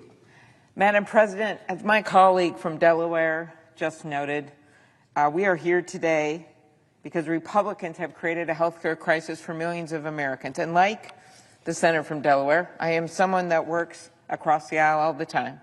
I have one of the best records for bipartisan bills, and I think that's an important part of our governing, and that is to find common ground. You don't always pick your neighbors, but you find a way to live next to your neighbors. You find a way to work with them. And what is so unfortunate about what's going on tonight is that didn't happen here. There was no crossing over the fence with some coffee for the neighbors to try to have a meeting, to try to work this out. In fact, it was Senator Schumer and Leader Jeffries that had a request time and time again that got canceled on a meeting with the president. There is still time to continue to negotiate, but not if they're just going to say, hey, this healthcare thing, it's not a problem. Well, maybe we can deal with it in December. First of all, who would believe that when Donald Trump just decides one thing one day or posts something on Truth Social and then everyone changes what they agreed to, which has happened time and time again. So that's one reason it's not reality unless he's at the table. Number 2, it's not reality because this is not a December problem. This is not a January problem. This is a now problem. November 1st, that's when people start re-enrolling. Whole bunch of small businesses, 20 million people, more than a quarter of the farmers in this country who are already facing, as one of my farmers said to me last week, a perfect storm of ugly. That's about the tariffs, that's about their input costs with fertilizer, and that's about their personal health care costs. A perfect storm of ugly. When you're in a big storm in Minnesota, you don't just go outside and hold an umbrella and think maybe it'll go away. You do something about it then. You take cover then. You help people take cover then. That's not what they're doing with this vote tonight.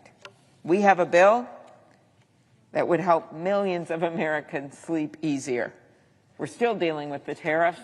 We're still going to push on that, which has led to all of these grocery cost increases.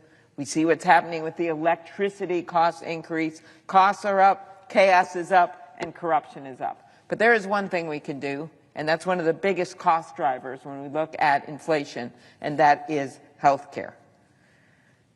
So let's start with how we got here.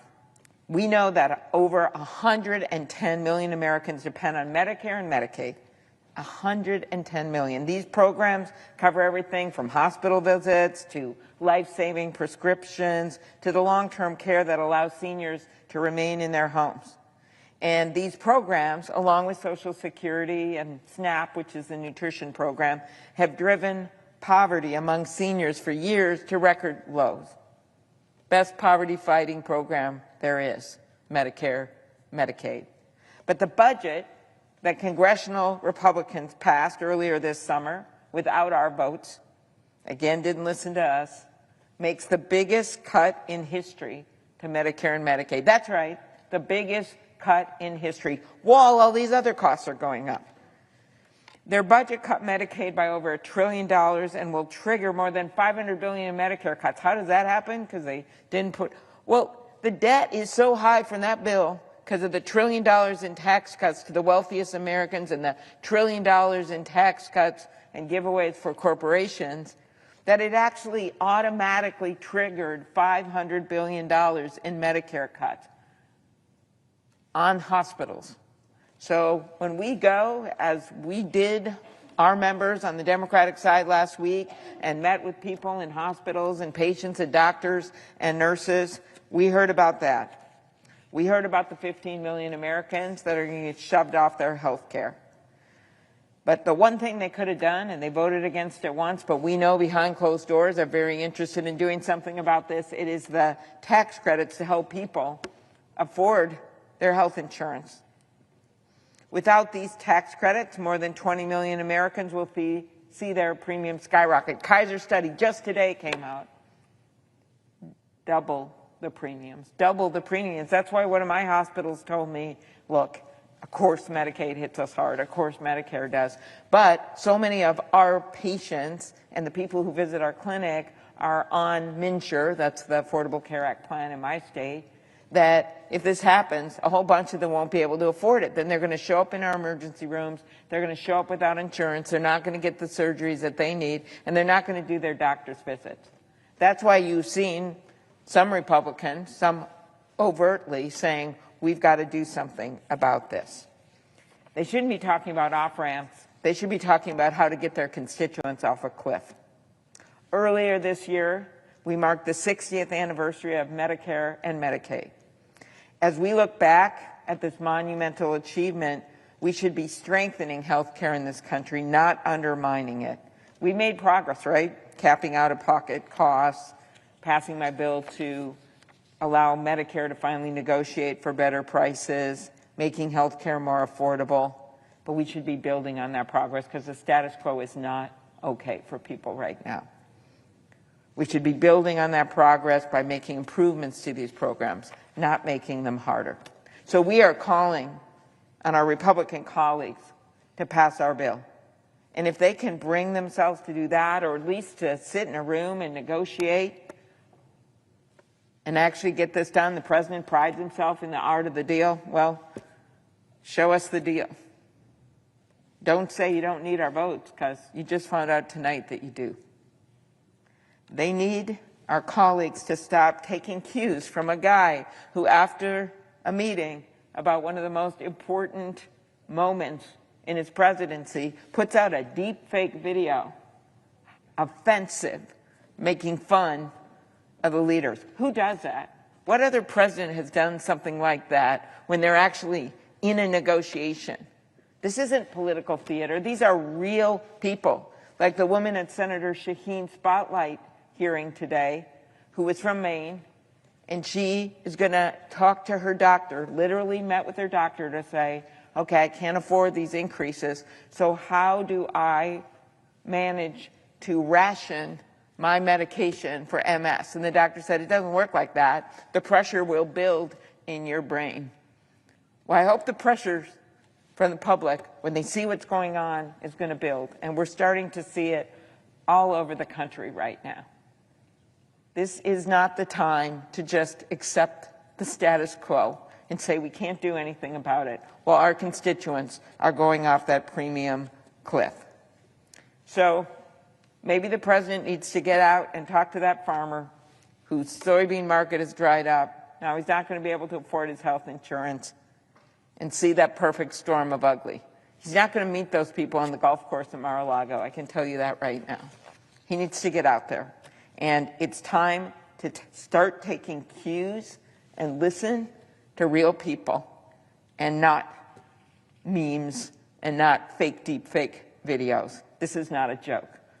Our bill is a path forward, and we ask them to come to the table and negotiate with us. Madam President, I yield the floor.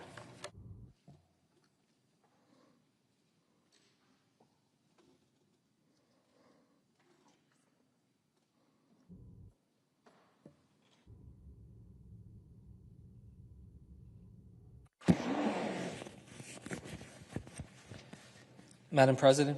The senator from New Jersey is recognized.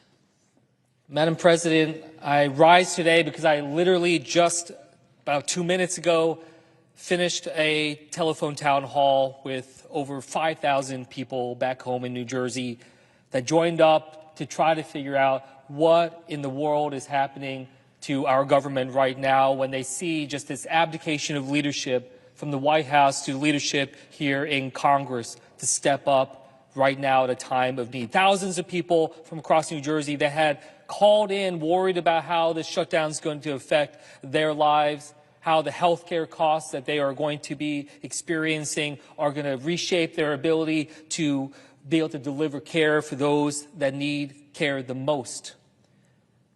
The simple story is they're scared. The people I talked to, they were nervous about what comes next.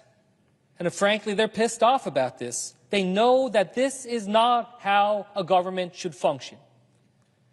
They know that, yes, we need to be able to step up and have negotiations, but how can you have negotiations when one chamber of this Congress isn't even showing up to work this week?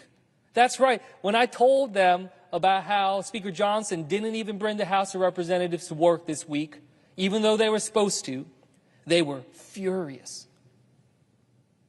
If we're going to ask public servants to show up to work tomorrow, if we're going to ask our military to show up to work tomorrow without getting paid, the least that our Republicans in the House of Representatives can do is show up to work here. We should be furious about this. It's an abdication of leadership. It is a dereliction of duty. It is one of the most shameful things that I've seen in terms of just giving up on something that is so important, is going to have so much impact on so many people across this country. What I heard is they want us to be the adults in the room, to sit together, to be able to have the kind of dialogue. But instead, what we see is just this posturing and back and forth from Donald Trump, from leadership on the Republican side that hold the gavels here. And yes, the Republicans control the White House, they control the Senate, they control the House of Representatives, and the American people know that, and they know who is at fault for where we stand right now, that we are all about 3 hours away from a government shutdown. And this is something that I take personally.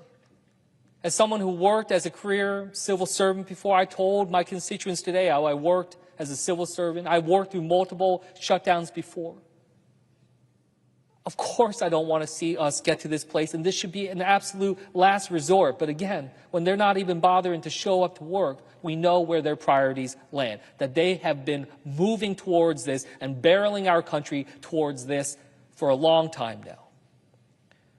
So my constituents have every bit a right to be feeling pissed off about this. Because after we were already going through this in March, they see government once again not working for them. And they're right. Where have the attempts been over the past few months to work together to avoid this scenario? And again, it's not just about process. I don't want people to think that this is just some tug of war, that this is just some battle for political power, that this is just some challenge between political parties for who has the momentum on their side. There's real struggle. And I heard that on this town hall. We had people like Letitia from Camden who said that with the prices so high, quote, every choice feels like a sacrifice and the stress is constant. It's affecting how they're able to hold up and how they feel when they wake up every morning, what keeps them up at night. Still, she remains determined to advocate for families like hers who deserve stability, dignity, and hope. Or an urgent call from Barbara, who begged us not to back down from this fight. Laura from Brick, who called and urged Democrats not to back down from this fight, and just being able to say how concerned she was for just regular citizens to be able to make things easier for everyone impacted. She was asking, how can she help? She's asking, how can she help those that are struggling from the shutdown? She frankly wants to do more than what Speaker Johnson is doing on the other side of this building. Or people like Mick from Toms River, who although was trying to be an informed citizen and learn what was going on, was having trouble figuring out fact from fiction regarding this budget because it's just the sheer amount of disinformation and lies that we see out there in political rhetoric. Lies that are blatantly trying to smear and make it difficult for the American people to understand what's at stake.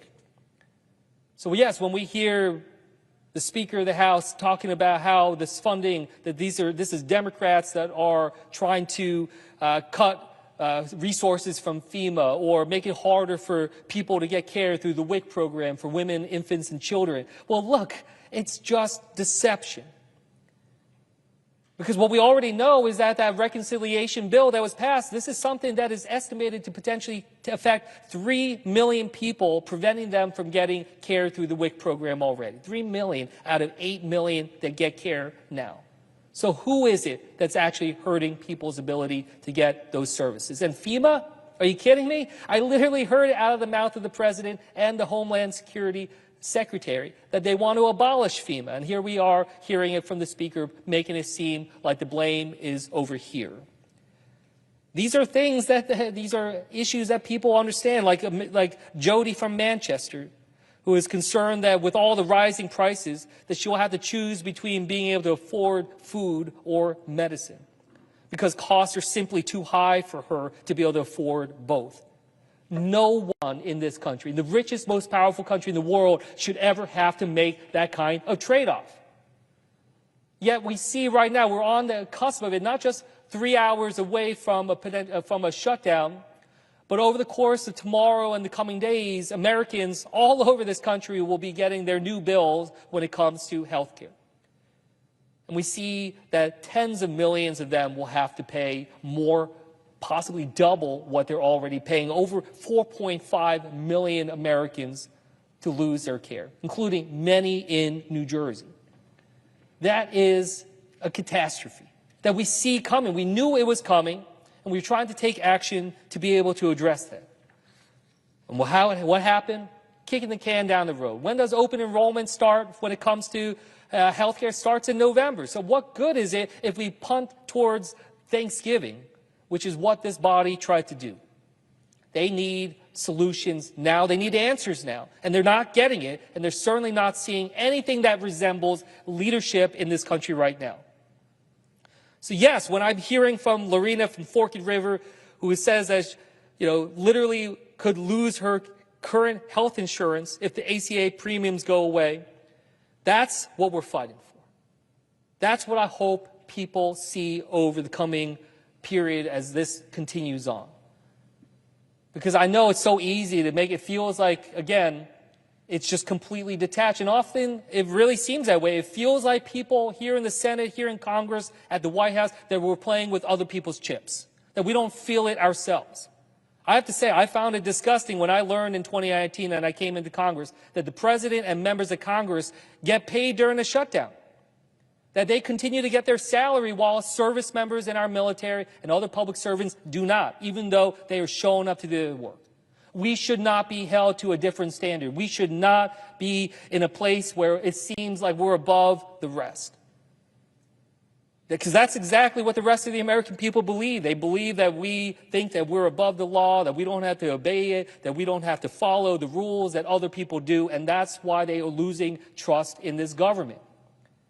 And I can tell you, come midnight today, they have every bit reason to believe that, because we have failed to be able to deliver for so many people.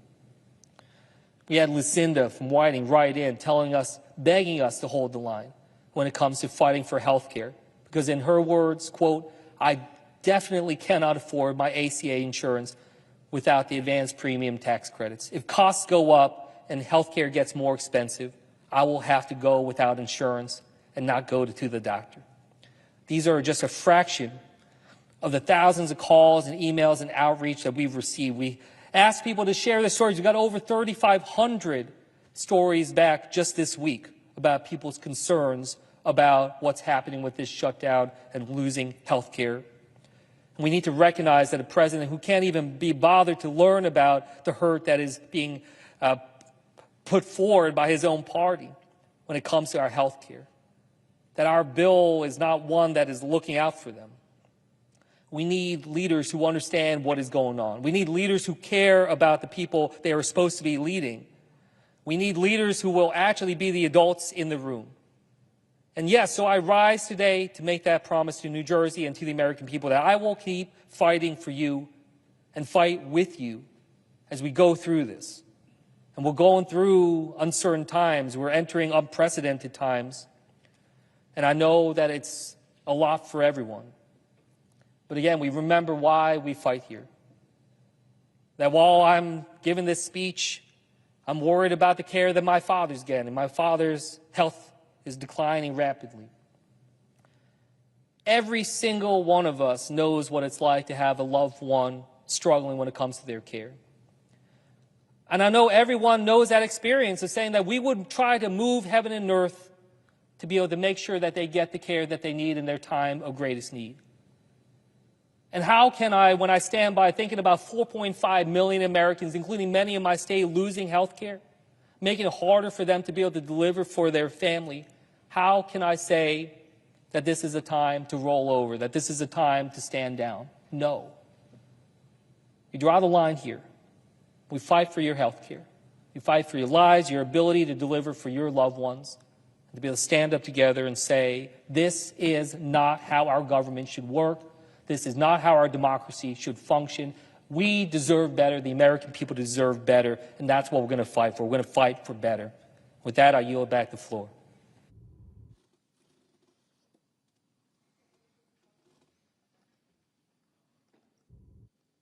The Senate stands adjourned until 10 a.m. tomorrow.